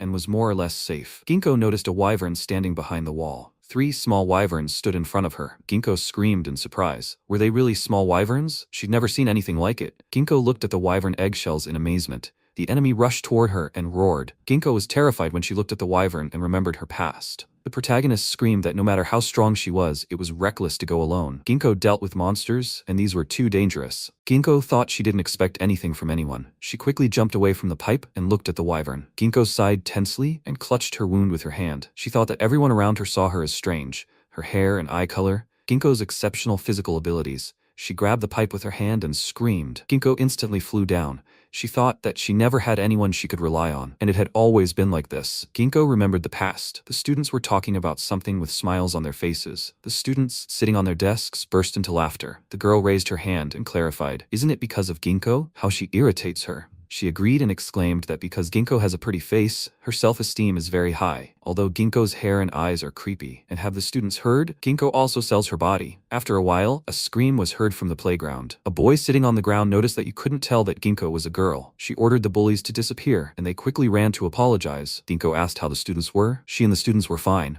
The student shook with fear and interrupted Ginkgo, asking them not to touch her. With tears in her eyes, she called Ginkgo a damned fool. Ginkgo looked sternly at the ground, and the students walked away. She thought that everything was right. No one cared about her, and Ginkgo stopped expecting anything good from people. She came out of her memories and raised herself up, leaning her hands on the ground. Ginko thought that she had always lived like this, and would live like this until the end. She remembered the past. Ginko's mother, Fuyuse Yukina, asked her daughter not to worry. Ginko was such a good girl. Someday, there will be people in her daughter's life who will be able to see this in her. They will become Ginko's true friends. She came out of the memories, and the wyverns quickly flew towards her. Ginko sadly thought that her mother was wrong. After all, in the end, she will meet her own death alone. The protagonist quickly hit the wyvern with a pipe. Ginko was very surprised to see him. She screamed, "What is he doing here?" MC firmly ordered her not to move. He put his hand in his jacket and thought that it was good that he took it with him. Rikuto quickly pulled out a flare. He lit a flame on it. The protagonist quickly ran, picked up the flare, and yelled at the wyverns to follow him. The wyverns turned their attention to him. Ginko worriedly turned her head to the side and called MC a fool. Bright things attract wyverns. The monsters quickly ran after the protagonist and growled. Rikuto thought that so far everything was going according to plan. That way he could lead them there. The wyvern growled with fury as it approached the protagonist. It raised its tail, intending to attack. MC instantly blocked the attack with a pipe. Blood gushed from the wound on his cheek, and Rikuto snorted in pain. He jumped aside and thought that the wyvern was fast, much faster than an ordinary person. But that didn't mean he had to stop. The protagonist ran quickly, and the wyvern growled, looking at him. MC looked at something in surprise and stopped. He noted that he had only expected to meet baby wyverns. Huge wyverns flew across the sky. Rikuto, looking up, said that it seemed like the adults had come to their screams too. The wyverns looked down and growled. They quickly flew towards the protagonist. MC tensed and prepared to attack. Blood instantly gushed out. At the same time, Ginko exhaled heavily, lying on the ground. She sadly raised her head and asked what he was trying to achieve by driving them away from her. Ginko fell into a stupor and said that it was impossible. Does the protagonist really want to sacrifice himself? Black shadows filled the sky, but these were not the shadows of birds. The wyverns quickly flew after the protagonist. MC, with great effort, runs away from his opponents. He exhaled heavily and thought that there was very little left. He needed to hold on, and if he made it, Rikuto froze and snorted, finishing his thoughts. The wyvern roared and instantly approached the protagonist. It attacked, and MC fell to the ground, with blood gushing from his leg. Rikuto shook in pain and thought that he could not get up. Is this really the end? He instantly fell into a stupor, noticing something. The wyverns flew towards him at high speed, intent on attacking. The protagonist smirked and said it looked like he had no choice. The wyverns stopped due to a powerful gust of air. A loud scream echoed throughout the city. Ginko froze in surprise upon hearing it. She instantly fell to one knee and covered her ears with her hands. Ginko fell to her knees and let out a sound of pain. She lowered her hands and noticed that this roar, could this really be a fool? Ginko paused and exclaimed that it was a curse. After a while, Ginko noticed that it had to be here. She looked at MC, lying surrounded by wyvern corpses. Ginko noticed that they were all dead. Rikuto pulled out the mandrake while in the midst of the scream. He died of shock. She even left a message not to touch the mandrake, and the protagonist decided to sacrifice his life to save her. MC opened his eyes and quickly rose from the ground. Ginko screamed in surprise when she looked at him. She shook and screamed loudly. Ginko screamed, "Why is he still alive?" Blood started coming out of his ears. She froze, realizing something. At that moment, Rikuto realized he was in a hopeless situation. Before pulling out the mandrake, he hit himself in the ears with great force. Due to the high air pressure, his eardrums burst. Having lost his hearing beforehand, MC was able to avoid death from the mandrake's thunderous howl. Ginko asked in amazement, did he really deprive himself of his hearing on purpose? She thought, how stupid do you have to be? The protagonist gritted his teeth in pain and blood gushed from his ear. Ginko clenched her fists and called him a fool. She held his hand and exclaimed that it was true. She had never seen such fools in her life. The eardrum could be repaired and hearing restored. But who in their right mind would do that? Rikuto looked at her in bewilderment and said nothing. Ginko screamed furiously that he was lucky the protagonist couldn't hear her at all. She calmed down, exhaled, and clarified that she could tell a madman like MC how it all started. Why monsters invaded their world. The protagonist looked at her, and Ginko began her story. She paused and asked if it was okay to tell him everything. Ginko raised a cross and said that the secret was about to be revealed. After a while, people started screaming. Are they really children of wyverns? That was very bad. Ijima irritably ordered them to stop dramatizing. Although if nothing is done, many could die. They needed to reconsider their hunting strategy. Ijima, smiling, punched MC on the shoulder and remarked on how clever the protagonist was at coming up with that. He likes crazy people like Rikuto. The protagonist can consider himself proven. Ginko angrily ordered Ijima to leave MC alone, considering the protagonist was already wounded. Tuya calmly remarked that, frankly, he wasn't even surprised that Rikuto had done that. Reckless, as always, although MC can't even hear him, right? 2 weeks have passed since that hunt, since they joined the group of survivors. Once the protagonist lost his hearing, Ijima began to respect him. Rikuto's original goal was to gain the group's trust. Since then, he and the others have stopped being treated with disdain. However, working as hunters was full of dangers. They faced death every day. Ginko recognized MC as an equal, and now they fight as comrades. He has another friend Rikuto can rely on. As for Sakura and Kotone, it's not easy for them to work as diggers, but they try their best. Although the hardships of this current life are difficult, they unite them all, so they continue to fight for their own lives. However, the protagonist was constantly bothered by a strange feeling of discomfort that reigned around him. Time passed, and MC still couldn't figure out what was causing the discomfort around him. Tuya turned to his comrade and asked if his ears were definitely okay now. Rikuto replied that one could say so. His hearing still wasn't as good as before, but it was slowly returning. Tuya remarked that in any case, he was glad that the protagonist could at least hear what was being said to him, and he kept wondering how they were supposed to live underground like moles. MC turned his head to the side and asked,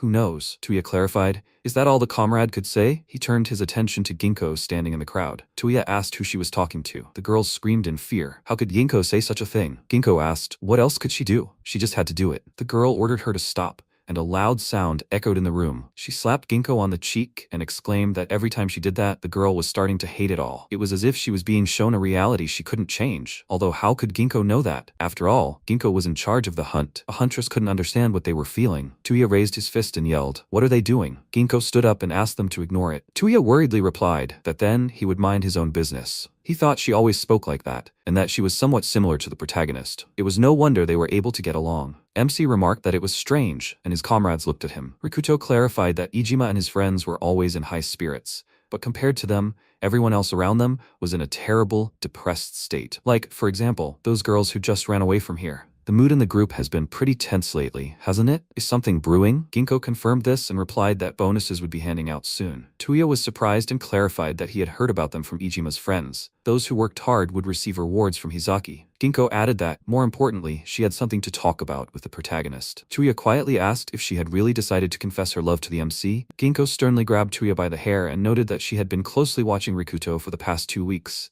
Perhaps the protagonist could be trusted. She asked him to follow her. Meanwhile, in the mine, Sakura asked if her leg hurt much. Kotone, sitting on the ground, disagreed and replied that everything was fine now. Thanks to the bandages Hizaki brought her, she thought she might be able to walk at least a little. Sakura joyfully exclaimed that this was very good. She was so scared when she twisted her leg. They were lucky that Hizaki turned out to be such a nice person. Kotone, smiling, said that it was true. Some time ago, Hizaki said that, as expected, the girls were not handling the excavator's work, but they need not worry. He will redirect them to the kitchen. Hizaki thinks they will be much more useful there. Currently, Sakura enthusiastically raised her hands and shouted that they would be able to cook in the kitchen without any problems. You can say goodbye to the dirty trenches. Kotone looked away tensely and thought, but why was everyone looking at them with pity? Sakura called out to her and offered to tell the others everything. After some time, they stopped in front of the tent entrance and exclaimed that here they are. Tuya turned his head to the side and asked if they had finished work yet. The protagonist asked what Ginkgo wanted to talk to him about. Ginkgo calmly exhaled and clarified that she wanted to talk alone, but since MC insists, then fine. She will get straight to the point. They are interested in knowing the whole truth about the disaster, aren't they? In other words, how it all started. Tuya yelled in surprise. How did she know that? Ginkgo said that she didn't know everything either, but she knew exactly how it all started and with whom. There is a culprit who started it all. His name is Surato.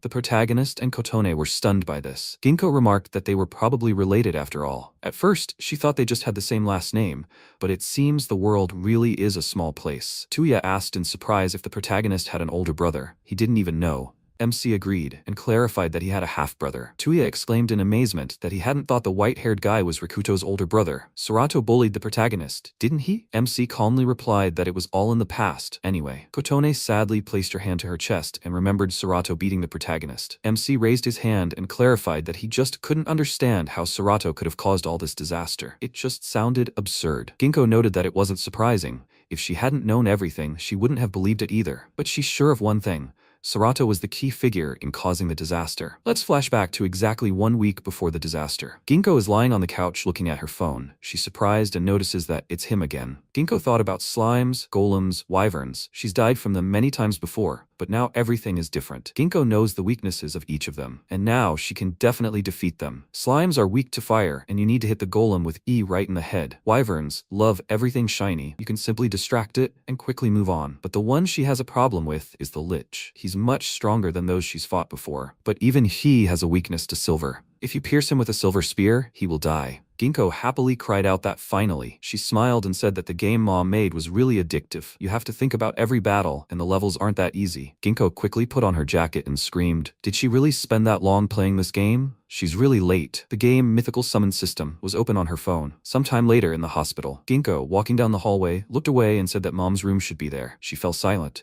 noticing the door was slightly open. Serato asked if that was her final answer. Yukina sadly confirmed it. Serato, smiling, asked if she even realized that he was Effen's largest shareholder. Yukina sternly said that she knew very well who he was, but her answer would remain the same. She left Effen a long time ago. Yukina was an ordinary woman who didn't have much time left anyway. He just had to leave her alone. Serato laughed and yelled, "So that's what a genius programmer Effen is? She's one of the few people he respects. The mythical summoning system. It's the foundation of Effen. Yukina was the one who created it. She doesn't have to worry, she just has to give him the game. Serato will provide her with the best care, the best doctors from all over the country. Doesn't that sound tempting?" Yukina lowered her head and said nothing. Serato clarified, was she still resisting? He addressed her as a sign of respect. But the mythical summoning system, like the entire company, already belonged to him. The materials Yukina left behind before resigning would be enough to launch it. Very soon, she would see their world change radically, and Serato would be the one to start these changes. He hoped she wouldn't regret refusing. Yukina looked at him calmly and said nothing. Serato walked past Ginkgo and laughed. Ginkgo walked into the room and asked, "Who the hell was that idiot?" Her mother was happy to see her and noted that her daughter had decided to stop by today. Yukina replied that that wasn't so important. What's more important, was Ginkgo at school today? Her daughter immediately began shaking with fear. She turned her head to the side and replied that she hadn't. Her mother asked, "Why not?" Ginkgo irritably crossed her arms and exclaimed that she was surrounded by idiots in class. School was so boring. Yukina agreed and said that her daughter was different from others. But with that attitude, Ginkgo would never make friends. Ginkgo snorted in irritation. Her mother put her fingers to the corners of her lips and asked her daughter to smile. She asked Ginkgo not to forget to smile. A smile attracts people and puts her in a good mood. Ginkgo sheepishly asked her mother to stop. It was shameful. These friends are nothing but trouble. She lives very well on her own, without them. Yukina clarified with a smile. Her daughter lives well alone. So why does Ginkgo help those who need help? Her mother laughed and asked her daughter not to worry. Ginkgo is such a good girl. She is sure that one day, her daughter will meet people who will understand her, and Ginkgo will make very good friends. The daughter sighed tiredly and asked her mother to stop. She suggested they talk about something more exciting, like a game her mother made a long time ago. Yukina clarified. The mythical summon system? That brings back memories. And how far has her daughter come? Ginkgo joyfully exclaimed that today she finally defeated the Lich, the boss of the northern region. Her mother shouted with great happiness that it was amazing. It seemed she made it quite difficult. Ginkgo interrupted her and clarified that she defeated him in the end. And yet, this game is really cool. Even though the monsters are classic, they change after each rebirth, and it's set in modern times, something she's never seen before. What appeals to Ginkgo most is that there's no magic or other cool fantasy elements in this game. To win, you have to use your wits and the tools at hand. Ginkgo asked irritably if her mother had modeled the heroine Sylvia after her. Yukina laughed and exclaimed that she thought she'd been found out. Ginkgo shouted that even though the game wasn't finished, if it came out now, it would be a huge hit. Her mother asked if her daughter really thought that. Ginkgo raised her finger and said that, come to think of it, this game really was missing a final chapter. How would her mother like to finish the game? Yukina smiled tensely and after apologizing, replied that it was a trade secret. Her daughter eagerly asked her mother to tell her story. Ginkgo thought she probably didn't have much time left to spend with her mother. That's why she decided to spend every free minute with her. But suddenly, the end of this world came. Ginkgo stopped in front of a multitude of monsters. She asked with great fear, how is this possible? She couldn't believe her own eyes. People were being killed, burned. It was pure chaos. This was a new reality that Ginkgo's brain couldn't accept. She looked at what was happening, amazed, and asked, what's going on here? She noticed the phones lying on the ground. Ginkgo screamed. So monsters crawled out of the phones and started attacking people, and then there were all these monsters. It felt like she'd seen them before. Lizardmen, black dogs, harpies. Those were definitely enemies from the game, from the mythical summoning system, the game her mother created. Ginkgo was stunned, remembering her mother. She ran quickly and shouted that she had to find her mother immediately. Knowing Yukina's condition, she couldn't have gotten far from the hospital. Ginkgo stopped and turned her head to the side. Hearing a scream, a student sitting next to the corpses of her comrades asked for help. Ginkgo remembered how the student shouted at Ginkgo not to come near her. Ginkgo snorted in irritation and ran toward the student. She remembered her mother and noticed that the monster turned its attention to her with fury. It ran towards her at great speed and raised its weapon. Ginkgo was stunned, thinking that these monsters really wanted her dead. This wasn't a game anymore. This was reality. The monster swung its weapon with force. Ginkgo fell to one knee and thought that she needed to pull herself together. If this was the same goblin from Mom's game that she killed in droves, then their weak spot hadn't changed. She kicked the goblin between the legs. He screamed and fell to the ground. Ginkgo instantly ran towards the second enemy. She struck the goblin's neck and thought that they were certainly a little stronger than an ordinary person, but they had little endurance. If she dealt with them one by one, they wouldn't do anything to her. The goblin looked fearfully at the approaching Ginkgo. She quickly wrapped her arms around his neck Ginkgo pressed her hand on the goblin's neck and he instantly fell to the ground. She turned around and, looking at the student's corpse, said that she was too late. Ginkgo gritted her teeth in fear and asked her for forgiveness. She picked up her knife and ran to the side. Ginkgo thought that wherever she looked, hell had literally appeared on the city streets. But she walked forward, no matter what. For her mother's sake, Ginkgo prayed to God that Yukina was alive. Ginkgo resolutely plunged the knife into the monster's body. She let out a tired sigh and exclaimed that there were a lot of freaks in the hospital too. Ginkgo ran down the hallway at high speed, thinking about her mother. She quickly opened the door and called out to her mother. Ginkgo looked at the empty ward and screamed, "Isn't she really here?" There were no corpses or traces of blood in the ward. Maybe her mother had escaped? Her daughter noticed sounds coming from the closet. Ginkgo opened the closet doors and looked at her mother. Yukina, looking at her laptop, screamed that she had relaxed too much. If only she hadn't. She paused, and Ginkgo turned to her mother. Yukina shouted with great tension that she didn't think he would be able to bring this world to life. She underestimated Surato. If everything goes as she supposes, all the phones and computers around the world will fail. But she was lucky. She had a laptop with an isolated network. With it, she can do it. Ginkgo interrupted her and called out to her mother. Yukina was very scared and looked at her daughter. Ginkgo joyfully exclaimed that thank God, mother was alive. They need to run, now. There is chaos everywhere. It's not safe here. Yukina looked sadly at the computer screen. She said sadly that she can't. She has to do something very important. After all, everything that is happening now is her fault. Ginkgo furiously grabbed her mother by the shoulders and, interrupting her, shouted that she didn't understand what Yukina was talking about. But they need to get out of here right now. These monsters are real. They will kill mother. Yukina took her daughter's hand and replied that Ginkgo was right. They had to leave. It was too early for her to die. The monster's huge tail rose up. Ginkgo looked in fear at the monster that had broken the wall. She screamed, "It's a giant scorpion. It's one of the game's difficult bosses. And why did it appear here of all places?" The scorpion placed its paw on the laptop. Yukina fearfully extended her hand and screamed. Ginkgo raised her hand and ordered her mother to step back. Yukina burst into tears and the scorpion raised its paws. Ginkgo raised her knife and thought that she had to protect her mother, no matter what. Yukina turned sadly to her daughter, and Ginkgo ordered her mother to stand aside. She could handle it. Ginkgo thought that it had a hard shell. Such agility in its movements that she couldn't always predict its next move. She doesn't even remember how many times he killed her in the game. But Ginkgo knows his weak spot, his brain. There is one specific place on his head where the shell is much thinner. One hit, and the scorpion is finished. But just one mistake and he will either rip her apart with his pincers or sting her with poison. What to do? Maybe she can get around him? Yukina covered her mouth with her hand and coughed. She cried and asked for forgiveness. Ginkgo thought that no, if she were alone, maybe she could escape, but her mother would not be able to do that. So there was no choice. The scorpion approached and hissed. He quickly raised his pincers. Ginkgo thought that she needed to act now. Strike his head with one precise blow while he was swinging. Ginkgo jumped and instantly tripped over a stone.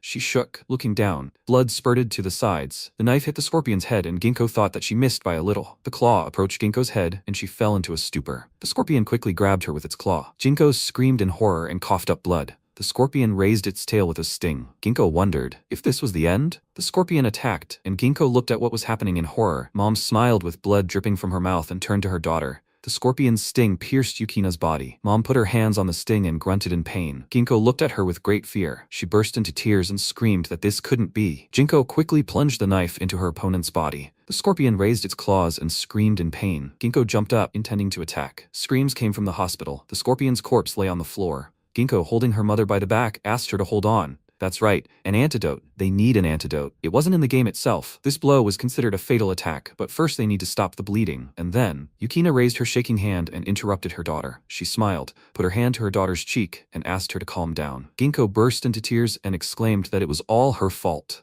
Yukina apologized and, coughing, said that it wasn't so. She was to blame for everything. Because of her, many people died that day. Yukina was so sorry. Ginkgo screamed in bewilderment that she didn't understand. Yukina confidently said that her daughter had to take it. She threw a cross into her daughter's hand and clarified that there was a memory card inside. This thing contains the whole truth about this catastrophe, and it is humanity's only hope. Ginkgo must go to Amashima and find the FN branch. Ginkgo screamed that she knew who was behind all of this. A demon in the flesh, Surato. She understood everything. The daughter asked her mother just not to waste her energy like that. Yukina turned to her daughter with a smile, and Ginkgo asked, "What is it?" Her mother, with the last of her strength, said that she loved her. Ginkgo was her precious daughter. Ginkgo thought that she had hoped to be ready for the day when she would see her mother take her last breath. Yukina asked for forgiveness and said that her daughter would now have to bear this burden alone. She instantly lowered her head and closed her eyes. Ginkgo burst into tears and thought that, holding her mother's cold body in her arms in this bloody hell, she felt herself consumed by despair. In the present, Ginkgo said that this is how it all began for her. Kotone sadly noted that it was too much to survive such horror. Tuya clarified,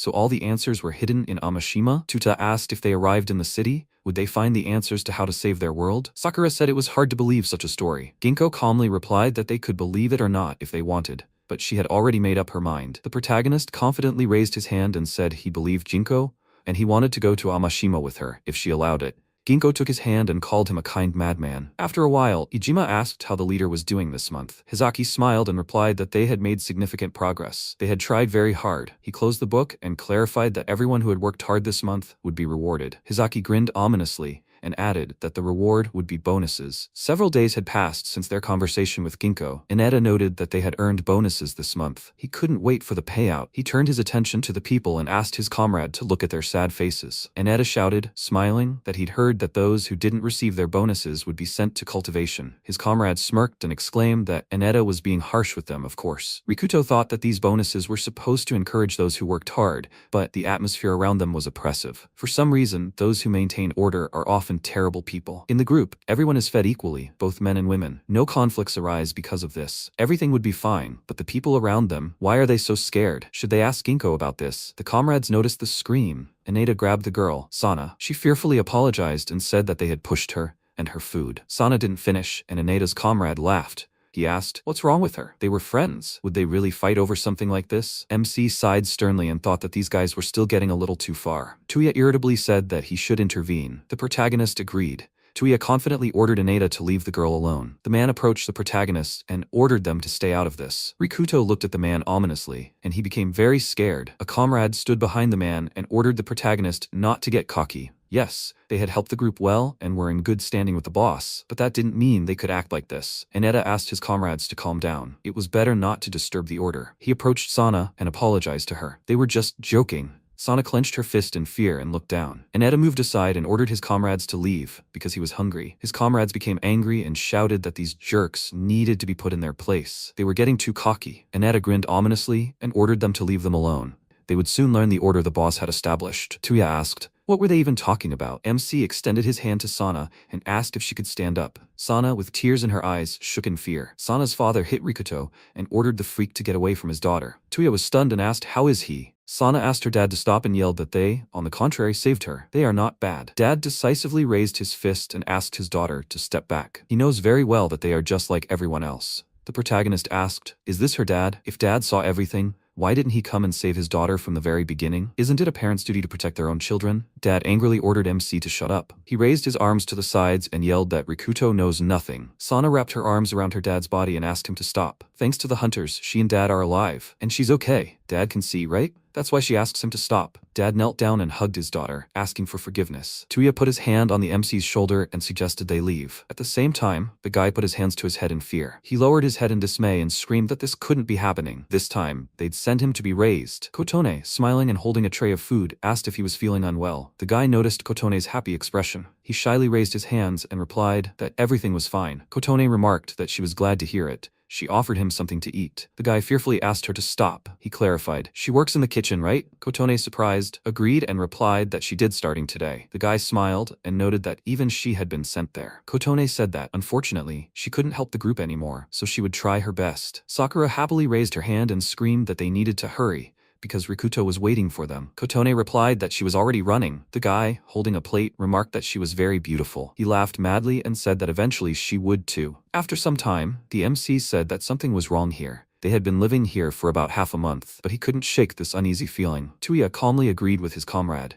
He crossed his arms and noted that the atmosphere in the group was becoming more uneasy every day, so much so that he didn't want to stay here anymore. Tuta clarified that it all started with the bonuses. What are those anyway? The protagonist looked at Ginkgo and said that she had been here longer than them. What does that even mean? Ginkgo lowered her head. Sakura, smiling, holding a tray in her hands, yelled that they must be hungry. Kotone noted that they had worked very hard today. Tuya happily thanked them. Tuta smiled and exclaimed that he really was very hungry. Ginkgo asked with great fear why they were delivering food. Kotone replied that from today they were working in the kitchen. She recently injured her leg while working as a digger. Sakura added that Hizaki kindly redirected them to the kitchen. She apologized and said that her comrades worked hard every day and they couldn't even do a proper job as diggers. Tuta raised his hand and said that sending them to dig the mine in the first place was a bad idea. Ginkgo was extremely angry and thought Hizaki was a jerk. She ran for the exit, deeply worried.